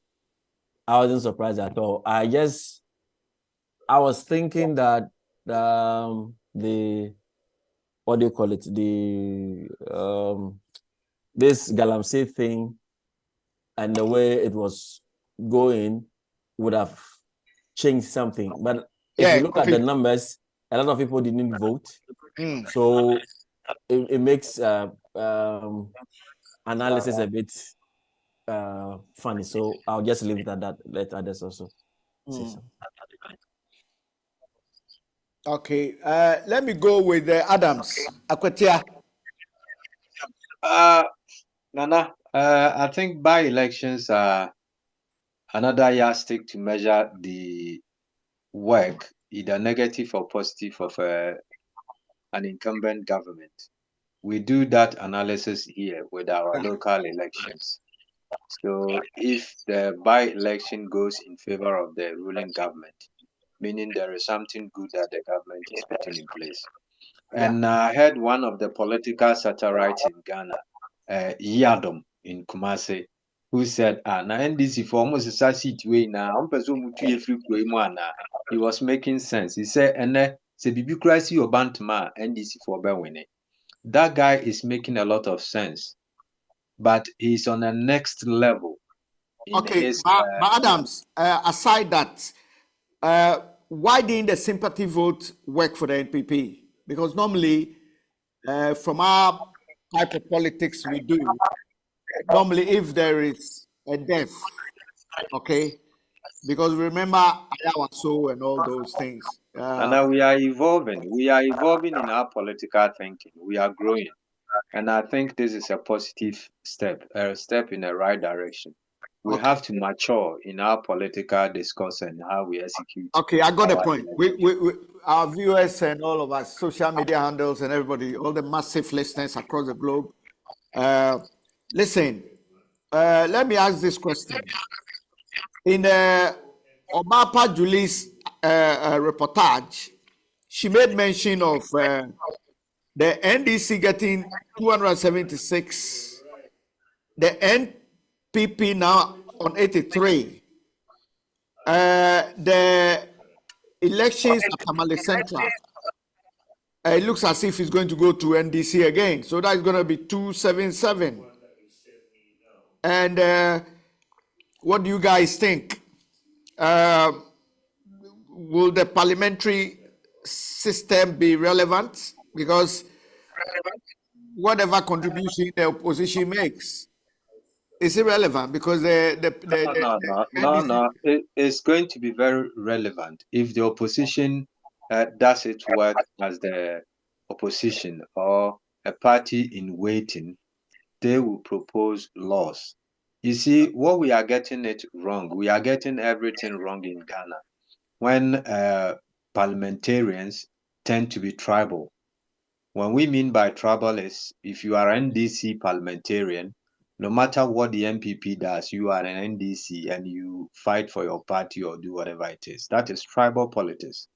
But if they are going to work as a real representation of the constituents, after you've been elected, you represent a section of the population. Therefore, you are going, whatever is good for the population, whatever is good for that constituency, and you propose laws and you stand in front of parliament. In the parliament, you present laws. I've never seen any progressive law made or sponsored by any member of parliament in Ghana. So if the minority, if I were a member of the minority parliamentarians, minority caucus in parliament, this is the time that I will ensure I propose good laws in the country. So one day when I'm no more, they say when the MPP was in minority, how do Adamu propose laws regarding roads? Yeah. Let me point taken. Let's go to Obed. Yeah. To continue from where he left, I think their voice will matter. It might not necessarily change the course of things, but we are evolving. People are becoming discerning. Upon Nkrumah, if you listen to him most of the time, his contribution and some of the points that especially the finance minister says, and then he comes and say, look, this is what you said in your budget, but this is where you are going. You've lied, not necessarily lied, but you are not telling the people the truth. You are saying that the city is doing well, but we are seeing that it's cosmetic. So they are doing what they can do, but like it has to be more effective. And if we can shift from the whipping system, Obed, there should be objective. objectiveness in what you see. If you are a politician and whatever word that comes out of your mouth does have little or no integrity, Okay, no doesn't matter problem. how high Let you me jump. speak to Godfrey Ademu. Godfrey, yeah. Yeah, Nana. I think the numbers and these are having, Ghana, the way we do our politics, always the yes have it. So I think the NPP will try to come out with good other submission to counter the NDC. But as to whether it will hold at the floor of parliament, that is another question. But I That's the point. think Okay, you the made the numbers. point. That was the point I was trying to raise. Yeah. So, but I think I used the word irrelevant, and I think that was a bit too strong. Sekule. Kunle. Yes. Yes. Adekunle Aina say Adekunle Aina. Thank you. As it stands now, the political space in Ghana, we have the ruling government having a 2/3 in majority in parliament, and the minority is becoming. I use the word irrelevant, and I think it was a bit too strong, So, what do you make out of it? Because I know you have a law background as well. So, I'm sorry to disappoint you that I don't have much to add to the political discussion concerning the Ghanaian political discourse.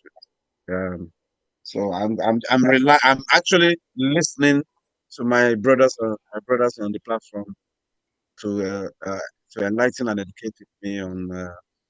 all If you right. ask me about what's the present going on right now in Nigeria concerning the ruling party and the dysfunctional opposition that we have on the ground right now, Don't then worry, we'll come to that tomorrow. Let's so right let's now I'm unable to contribute because Nana, me- you I see, have let me go to Obapa. Obapa Julie, don't tell me you are snoring. Nana, Obapa Julie, we know you are there. hello, So Nana. unmute your microphone. Hello, Nana. Oh Nana, yeah. I'm here. Okay, great. Oh, Steve, you've come back. Yes, I'm really struggling with my network. So please forgive Oh, me in case I drop off again. It's not my um doing. can I quickly come in? Lord Nana, I need you to do me a favor. I have sent two lovely articles from your countries, one of your countries, probably one of your countries' respected newspapers concerning the topic we were discussing, DSTV. I've seen it. The Very, very DSTV, interesting. So the what you DSTV need to market do for power. me, Yeah, I want you to send it. I need you to send it to our colleagues so that they can I'll do that. have a read. Yes, You will and see. I see it in the second article. yeah, There's a table, I've an seen it. index that showed the pricing difference in Ghana, Yeah, I've South seen it. Africa, and Yeah, Nigeria. yeah, And I saw the pricing in Ghana, and I actually saw that even your cities is doing well against the dollar, and DSTV still have the temerity to increase the price of the subscription of Ghanaians to that high. I mean, look at the pricing. The yeah. difference All is right, ridiculous. that's noted. Obviously, our editors who has also joined us, we have Godfrey, we have Obed, we have the likes of Stephen Apolima for all our websites and news platforms, including the Pan-African News Magazine, the Voice of London TV and Voice of London Radio. So they will also put it there for every Tom, Dick, and Harry to go do read. But Nana, if I can jump in quickly, the discussion you guys had on the DSTV is one that is very interesting. Okay. And it's a subject that we need to treat it very carefully because investors are watching. There was a similar problem like that with Azuma Resources, where Ibrahim Mahama wanted to buy that gold mining company, and it's generating a whole lot of heat around the Minister of Lands on Mineral Resources when he visited Australia. So this particular incident with the DSTV, it's something that needs to be treated with care, because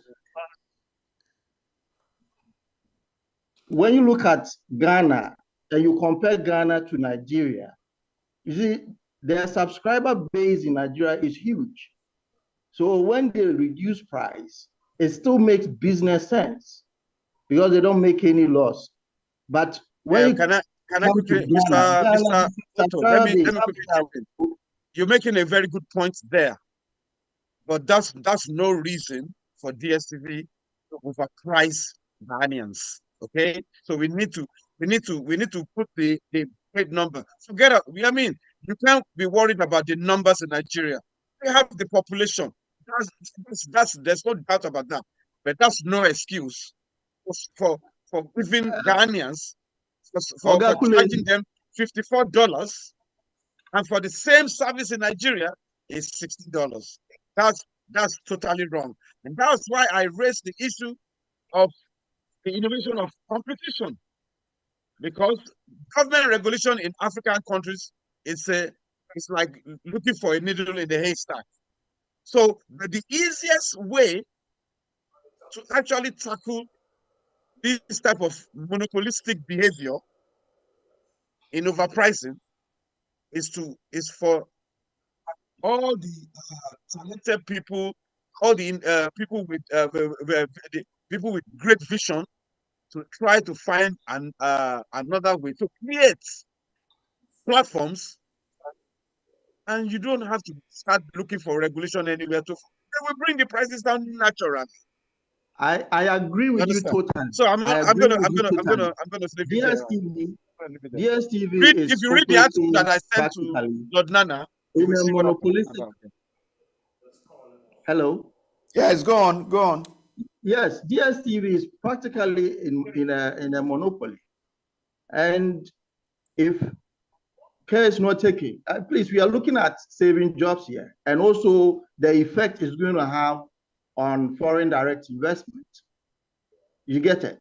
Because if there are competitors in the market, DSTV will be forced to reduce prices, which there is none. And if the minister is going to say, because I'm the minister, I'm going to impose my price on you, forgetting about other factors that goes into pricing, that is not going to help matters.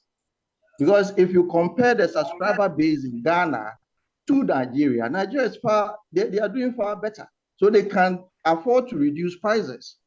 Unlike Ghana, where the subscriber base is nothing to compare with Nigeria. That's the point I'm making. If it has nothing to compare with Nigeria, then their services are not needed in Ghana either.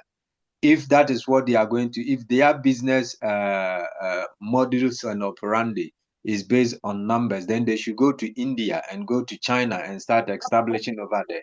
What we want fair pricing. We want every foreign investor that is coming into Ghana to be responsible. You encourage corruption. What you are saying is giving the multinational corporation an arm to kill the poor Africans. We don't need this kind of businesses in our countries. What we want is any business or any corporation that is coming into Ghana should know that you are coming to work in a territorial integrity that is an independent, and we should sit on the table and have a proper discussion and deliberations before contracts are being signed. President Kufuor gave away Ghana Telecom for free, and also imputed in it that arbitration should not only be held in foreign land, but if you want to challenge anything, you have to go to France and seek arbitration there. You see how corrupt most of your politicians That's are. ridiculous. Most corrupt that we've destroyed our own country, giving an accountant who established a fresh oil company come into Ghana and give the whole country 10%, and the contractor takes 90% of our natural resources, and Kufuor and his cronies and family get 3%. What is going on? More reason why. What is Excuse going me, on? Mr. Awudu. Are we talking about the That is president the more reason that why our used government needs to President invest Clinton's in capacity building. what do you call it? You get it? The Because speech that you use when you investors to come into are your when you are being country, sworn in. if you They want can Look, listen look. investors straight to into come the into your office in your country. Yes, that is what they did. Apollima, Yeah, he was Apollima. You see, when the environment is vital, when you set your own target as a country, when you want to grow a country, to hell with the foreign investor, because investors are not in the interest of your country. This is They are why not we should coming have. They are as businessmen. They are there to You make should money. understand that. This is And what we yet have we to need have people who have got brains. with the We money have to have people who have and the got brains, technology, economic engineers, social engineers in Ghana, so they can think and ensure that we've got the natural resources. How do we harness the natural resources? How do we harness the human resources? How do we grow our country without somebody bringing in 1 million and take 10 million every month out of your country? Look, my problem with the NDC government now is not anything but to the statement made by the Minister of Energy when he was giving a fantastic statement, said that we are going to open a bid for distribution of electricity, not even the distribution, but the collection of revenue. What nonsense. Give contract for the generation of electricity and the collection of revenue to the government. Don't be fooled. The South African apartheid government said, look, give the black man the weapon and we will control the finance. They will end up bringing the weapon to us. Why don't we think? Why don't we think? Okay, Adams, I think this DSTV thing will continue. It's an interesting topic. Yeah, we have It's so annoying. It is an interesting topic and a time for a reorientation of the mindset of our leaders. I think tomorrow we need to continue with it. But let's go to the Omowa Festival and end with that particular news item, because this Omowa Festival has caused 3 people to be killed in Teshi, 8 killed at Suwotuo, including the chief of Suwotuo. And you try 10 second one. Okay, so let me start. Let me do with the Soweto and then the Teshi murders of innocent lives. Can I say, okay, probably their indulgence as well. So let me just say the killings at the Teshi, 3 people killed, and then the Soweto where 8 were killed, to do with the Omowo Festival. Who wants to go first? Okay, let me go to either Godfrey. Yeah, Godfrey, let's go, because you are on the grounds, and Obed is also. Obed, you've got a Ghana background though, isn't it? Serious guy, I tell you. Come again. I'm a serious guy. Serious guy. Serious. Okay, serious guy. Okay. So let me go with Obed, so that Obed can give us a background of the gun thing, and then we can end with this particular one. Okay, Obed, let's go. So let me do it quickly. No, see. Obed, let's be brief though. Yeah. No, this, I do not want to just pick this Teshi thing and Omanjo thing and treat. No, it's a whole thing. The thing with tribes and the way we handle the chieftaincy institution, because the fashions in the majority are based off on oral tradition. People skew some of these things for favorite nephews and favorite cousins, and this is what is really causing the problem. Okay. If we have gone through the proper way by electing who's supposed to be there, sometimes you have people who have lived in the place for so long a time, then they start thinking that they own the place. And that is what has caused this. I don't want to waste too much time here. It's just the way we handle this chieftaincy thing and the way we don't document stuff. Okay. Yeah. Now, having this sad death taking place, please, I would like to say that what are things that you people think this is across board we can do to avert these situations, i.e., is very prevalent in not just in Ghana alone, across the rest of the African countries. Nana, it's all about rule of law. Rule of law and value of one's life. But we have the rule of law, and it's not working. No, yes. I'm coming, So Adams. you have... 1 second. Adams, 1 second. So my question to you, noble gentleman, is that should all lands revert back to the states, where the states will preside? Because I'm sure you never get anybody in the UK or Europe or somewhere to go and be fighting over land or anything. If anybody is going to fight over land, it's to do with a lease or something. And, my point is that I'm not saying the state should take all the land onto themselves. What I'm saying is that the state should take control so that those that the lands belong to, the land can be administered through the states, and the state can hold the land as trustees for the beneficial interests of the owners. Even the state lands, even the state lands itself, see how it's managed. Even the state lands, see how it's managed. Please don't go there. This is not about fighting on a land. It isn't a land dispute.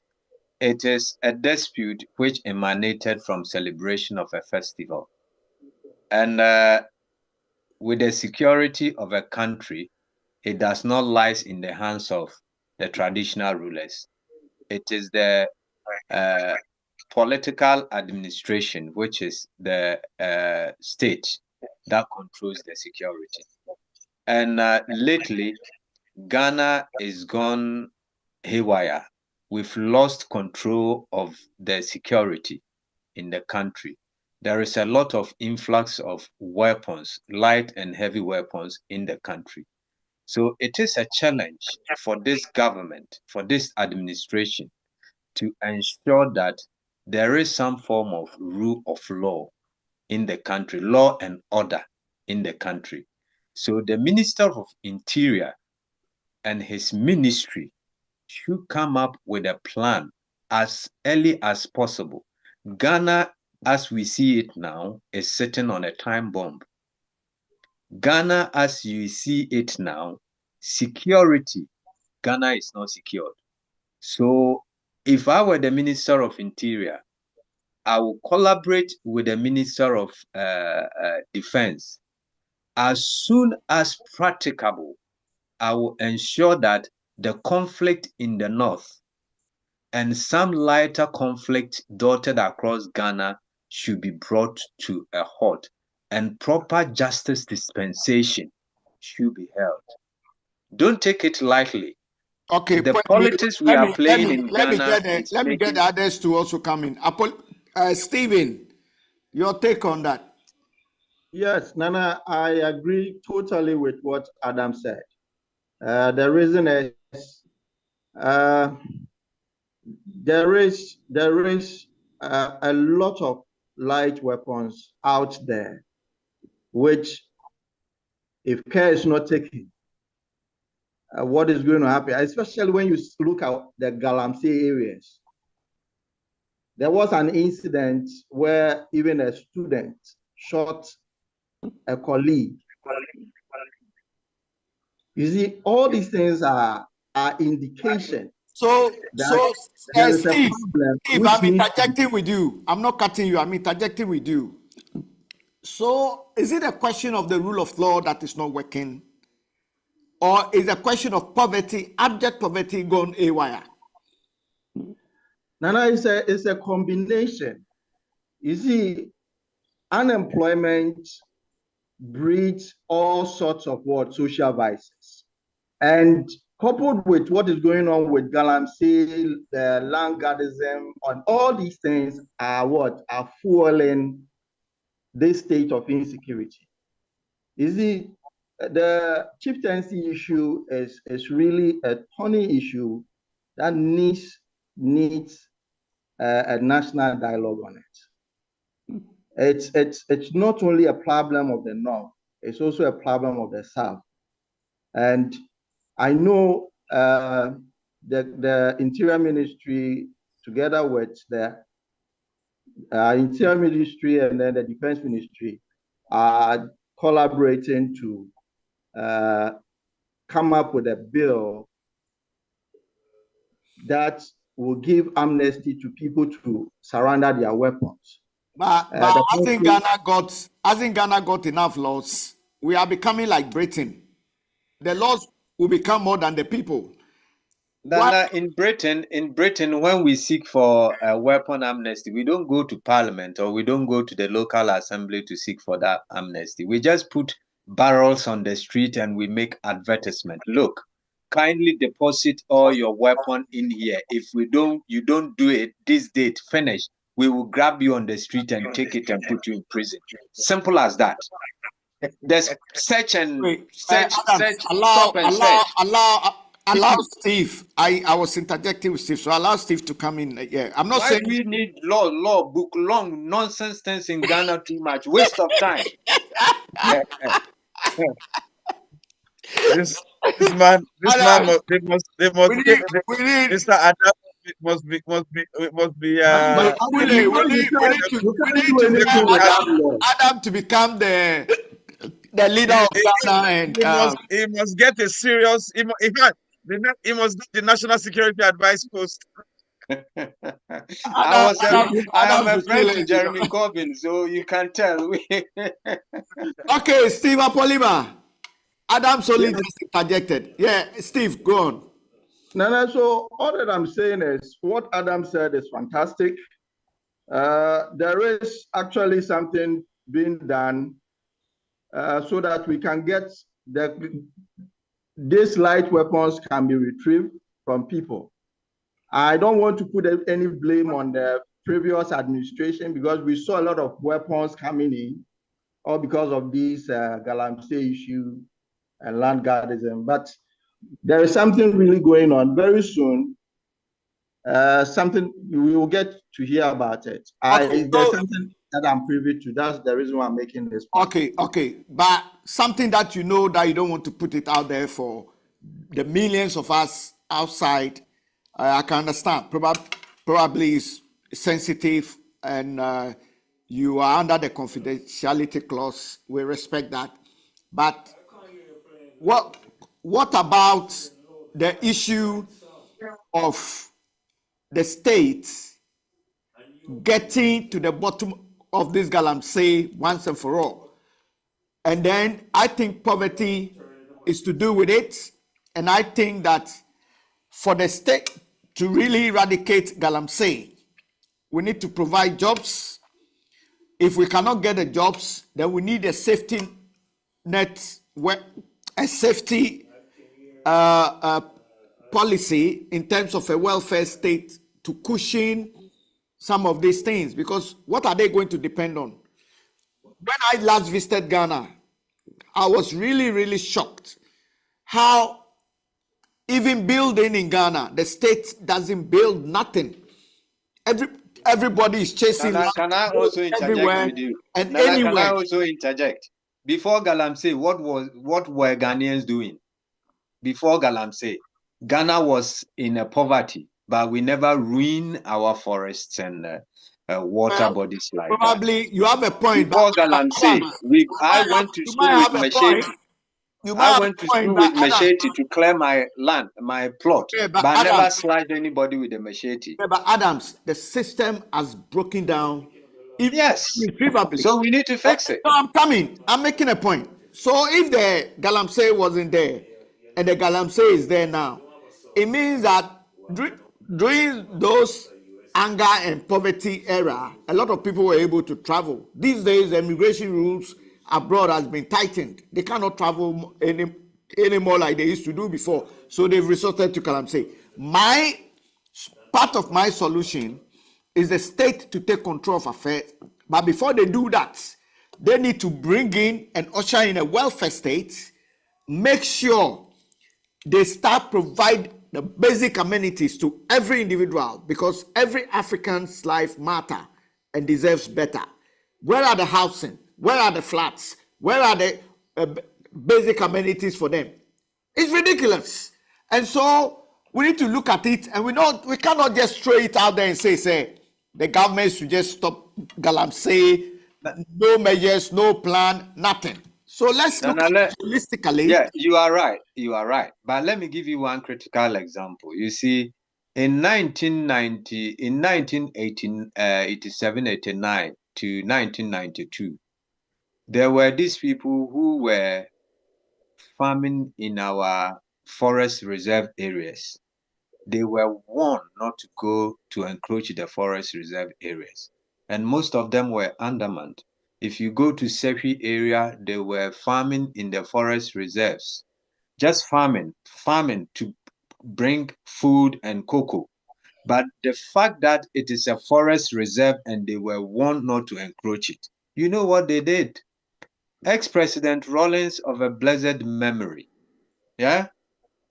The soldiers did not come just like coming into, they tackled it as a war. It was a warfare, because by encroaching the forest reserves, you are targeting the security of the land.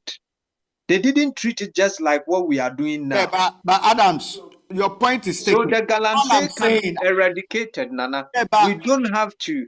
Adams, You see, the forest reserves are even being sold by government cooperatives. The past government, and I'm sure this government might also. Yes. So why can't we tackle it? Those who perpetrated But you that just crime. mentioned that. You just said the rule of law doesn't work.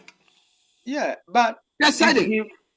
Yeah, so but I'm saying to you that the reason why there is a lot of vices in that part of the world or the motherland, the abject poverty and lack of welfare state and amenities is causing these things. Look, what happened after the Second World War? Europe, the First World War, the Napoleon War was fought in Europe. The First World War was fought in Europe. The Second World War was fought in Europe. Europe was devastated and became very poor. In 1933, the whole financial system collapsed in the world. What did they do? Right after the Second World War, they ushered in the financial package of the Marshall Plan. That were loans to Europe, and that was the Marshall Plan. Then the loan. When they borrowed our money and they didn't pay us. Wait, Adams, easy. They borrowed Ghanaian and Nigerian money. They didn't pay Adams. us. And then the other plan went to Japan, the MacArthur Plan. Then the other plan went to America, which was the Roosevelt New Deal. And so they cushioned the people. When is Africa plan coming? When is Africa plan coming? You've mentioned Europe. You've mentioned Asia. When is Africa plan coming? When is our plan coming? Yeah, but that's why I'm telling you that is the problem we have now. So if we do not get a similar plan, we are not going nowhere. And we cannot get that similar plan because that plan will not be given to Africa. So we need to resolve our own problems.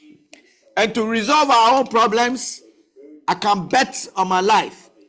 If no African country gets a nuclear power as a deterrent, I can bet you Africa cannot progress. On that note, ladies and gentlemen, Let's run up. Everybody has a minute or two to run up quickly, and we continue tomorrow. Same time.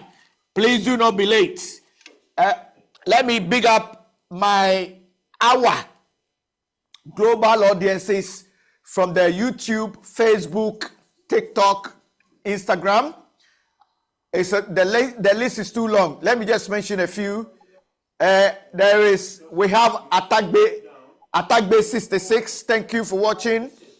Lady Joy, thank you very much. We love you to the maximum. We have Lady Ahwofe. We have Lady Linda. Big Dan One. Thank you so much. We have Kenny Ogis. Thank you.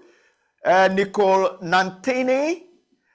Thank you. And then we have some of the names are heavy, so bear with me. Nanje J5. We have Akutofi, thank you. Divine Shop. We have Mr. Clem. Mas, thank you. We have We have Mr. Laja. You see, the countries have different pronunciations and names, so bear with me. Yeah. Let me just put in a few more. Maricos, watching from South America, thank you so much. We have Tokes Akinwumi. I'm sure that's our Nigerian lady. Thank you for watching. We have Doris Efriye. We have Mimianja Sominga. We have Mama. Thank you, Mama. Regina Taylor. Mr. P. Thank you so much. Look, I'll continue with the name tomorrow. It's too much. Israel Kofi, Teresa Joy, Joseph. Look, we appreciate all of you from the YouTube, Facebook, TikTok, Instagram, the iTunes, and the Spotify. I will definitely be mentioning your name. And so make sure you spread the word. This is the only Pan-African current affairs serving the diaspora and the motherland. Let's go for the minutes each. Obedotu, let's start with you. Okay, so interesting night.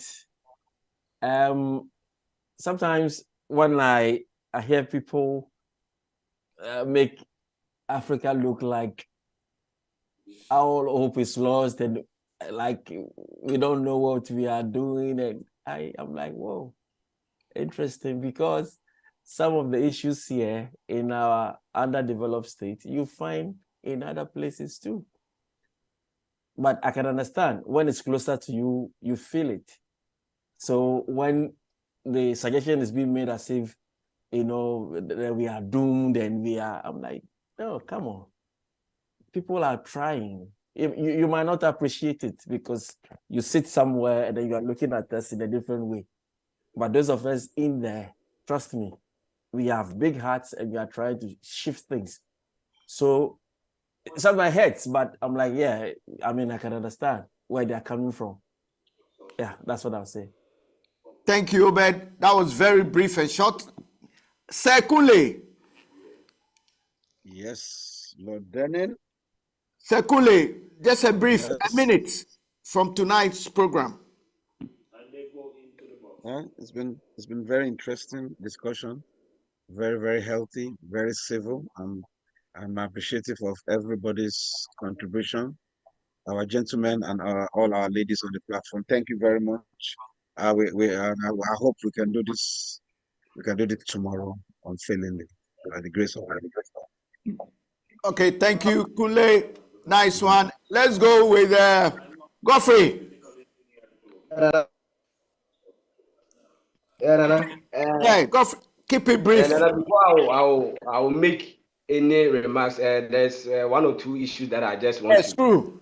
There's a serious accident at Komante, Cape Coast, Mankesi Highway, involving Benz and a truck. In fact, 8 people just lost their life, 5 injured. And it's a serious, it's a sad story.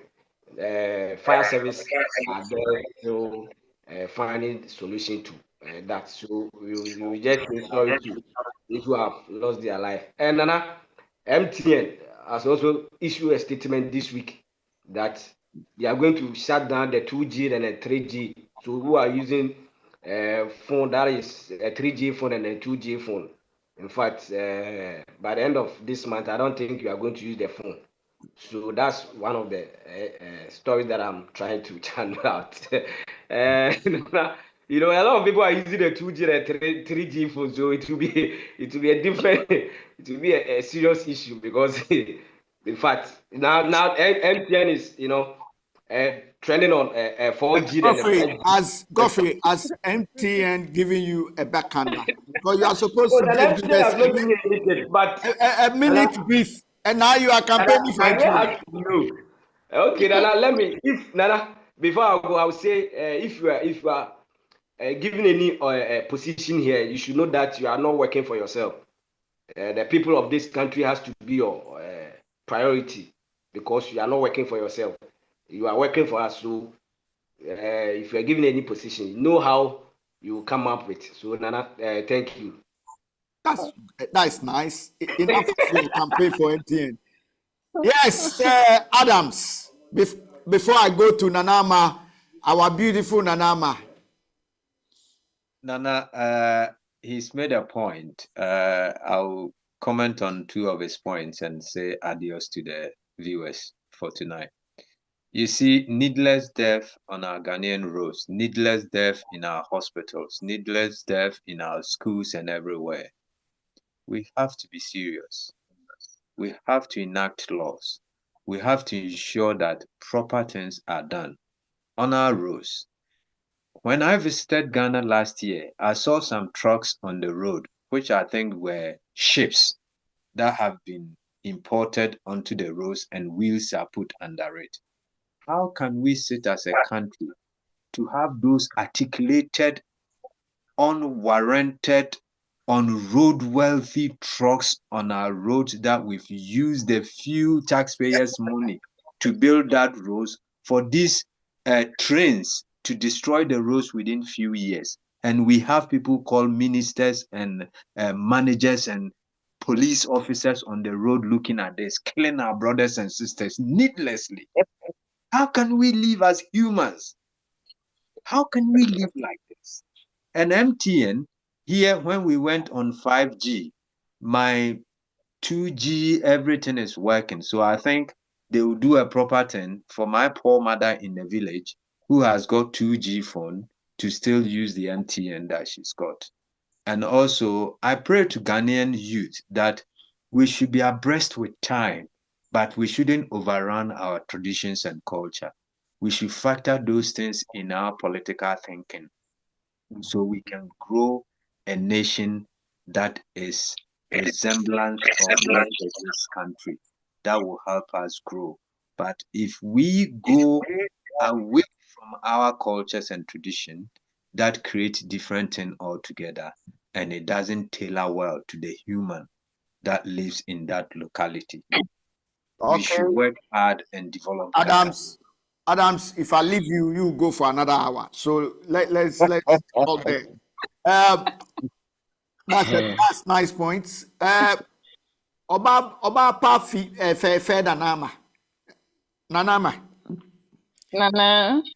Beautylicious, Beautylina. Okay, that's girlfriend's sister. Okay. Yeah. Oh, you wanted to say something, Hubert? So that's girlfriend's sister. Oh, girlfriend's sister, eh? I see. Godfrey, I didn't know you have a beautiful sister like that too. Okay. Nana, I will not say anything. Nobody want me to talk, but I will not say anything. All right. So, Beautylina, Beautylicious, Nanama, as a young, aspiring journalist, you've done very well. You've observed the program throughout. With all the DSTV issue, the Omowo Festival killings, the Akwetia by-elections, and the Kofi Akpalu Yoko thing. Have you yourself, Nanama, got something that we have missed that you want to tell us about, please? Okay, so there is this police officer at Dowenya Nkwetia Nkwanta, in the Ahafo region, who murdered himself. He shot himself at the station. A 40-year-old young man, Sergeant Crunchy Brown. Yeah, I hope that I got the name right. With the state ammunition, he shot himself. A very sad news. I don't know. Nowadays, the killing is just too much.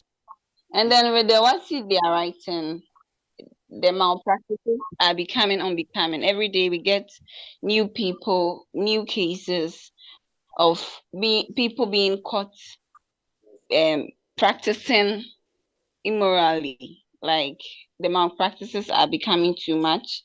So far 64 mobile phones have been retrieved at Adventist SHS Bantama in Kumasi. And then 14 people has been arrested so far. Yes. So this just some few news Okay. trending. Okay. Thank you so much, Nanama. We appreciate you and your indulgence and Godfred, your sister. being with us in the diaspora as a young aspiring GIJ graduate and a future reporter and journalist. We appreciate you so much. Thank you so much for this great opportunity too.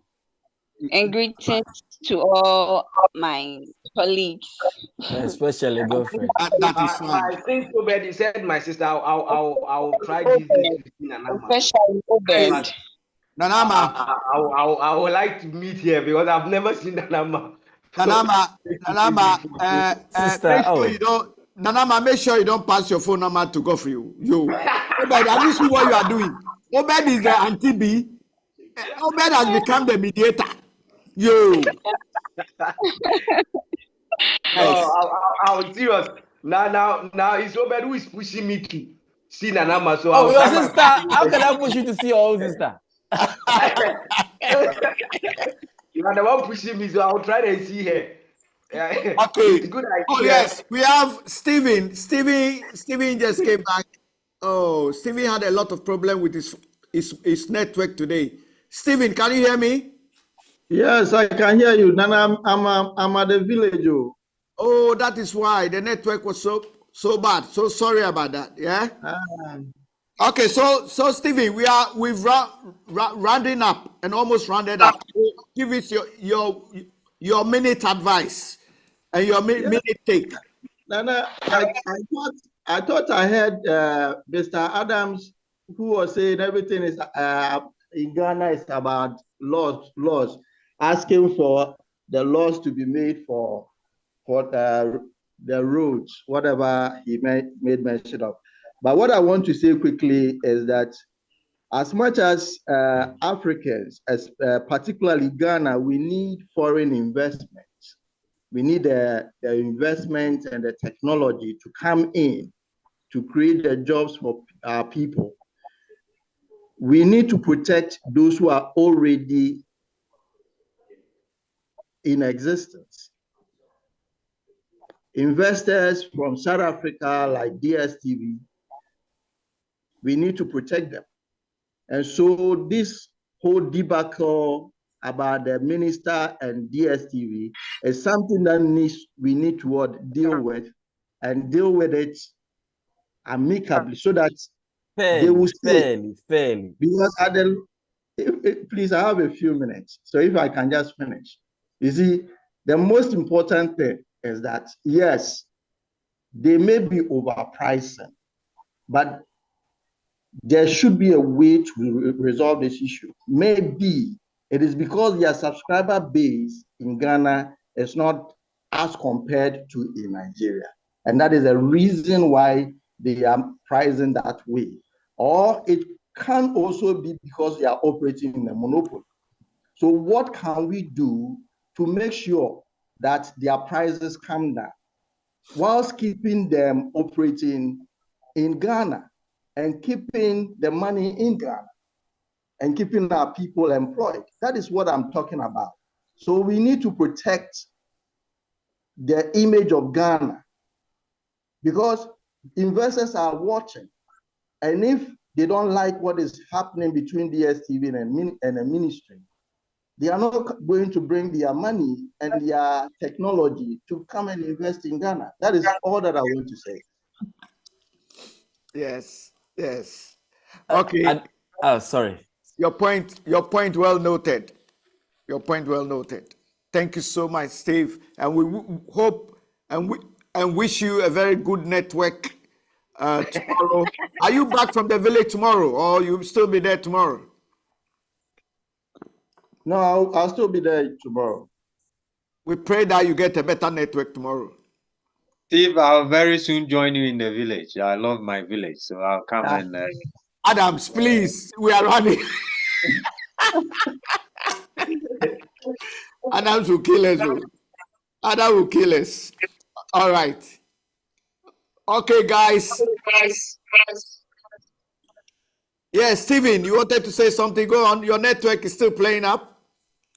Oh, no. I'm done with what I wanted to say. So let's hope I get a very good network so that we have a very healthy discussion tomorrow. And Adams, Obed should speak with MTN. They shouldn't phase out the 2G. MTN is trying to stand down 2G and 3G network. No. I'm just looking at Liberia DSTV premiums comparing it to Ghana, and you'll be shocked. Anyway, I think tomorrow on our items, we should add the DSTV and the MTN things to our discussion because we need to get to the bottom of this. Because for how long can Africa be raped by these corporate companies? Anyway, on that note, and it's unfortunate they repatriate all the money out of the continent. They don't keep the money in Africa. DSTV, I don't think they are keeping their money. But DSTV is South African. A bank. DSTV is South African. They've got a bank, but they don't keep the monies in Africa. They don't keep the monies in Africa. Yeah, we've got African Development Bank. We've got banks. Hey. I think you see this topic. No, I think this topic is interesting. We need to add it to tomorrow's items. Yeah. Tomorrow we discuss the DSTV, MTN, all those. It looks like I've sent you the DSTV statement. Yeah, and then Kunle too has sent me a lot of the DSTV pricing in Africa, and I've got your one as well. So I'm going to send the one Kunle sent to me to you, Obed, and Stephen for the editing on the website and our Pan-African News magazine. So you guys should be able to put it there so that our other members and audiences can also have access. Yeah. Yes. So on this note, I'd like to thank all our social media. And now there is one thing I didn't say. Steve's picture is wonderful. We need to make him minister of fine boys in Ghana. And has a beautiful sister, Advocating investors. I was even thinking that maybe Stevie has some foreign investors. That's why he's just advocating. We should give them better treatment and other stuff. So I was Steven, your people don't want us to close today, Steven. Okay, I think we lost Steven there. Okay, so thanks for the sense of humor. It's all part of it. Yes. This is the Current Affairs program. You are watching Voice of London Television with a feed to Voice of London Radio and all our social media handles, YouTube, Facebook, TikTok, Instagram, the iTunes, and the Spotify. We are grateful to all you members and audiences worldwide. I also like to seize this opportunity to thank Obed, wonderful guy, Obed O2, my own law classmates, Kunle Aina. Yes. That's right. Thank you, Kunle. Welcome Godfrey, to our main man there, top notch, and then my own partner in progress, Adams, back in the days, running the first radio and television station in London, United Kingdom, and across the globe. Let me thank Stephen Apolima. Even though we lost him, the network playing bad in the village. I'm sure when he replays this clip, he will realize that we never left him out. Let me thank Obapa Julie for the wonderful reportage that she brought on board. And then our beautiful Nanama Beatrice, aka Beautylina. Thank you so much, my panelists. God bless you. And of course, my technician, my very own Kofi, our editor. We have Screw, our sound, other members, G, and the rest. Once again, thank you. Same time tomorrow, and let's come early so that we can talk about a lot of things and how we can shape the mother continent, Ghana and Africa. Good night. Bye-bye. Bye. Bye. Godfrey, call your sister. Bye. I'll do that tonight.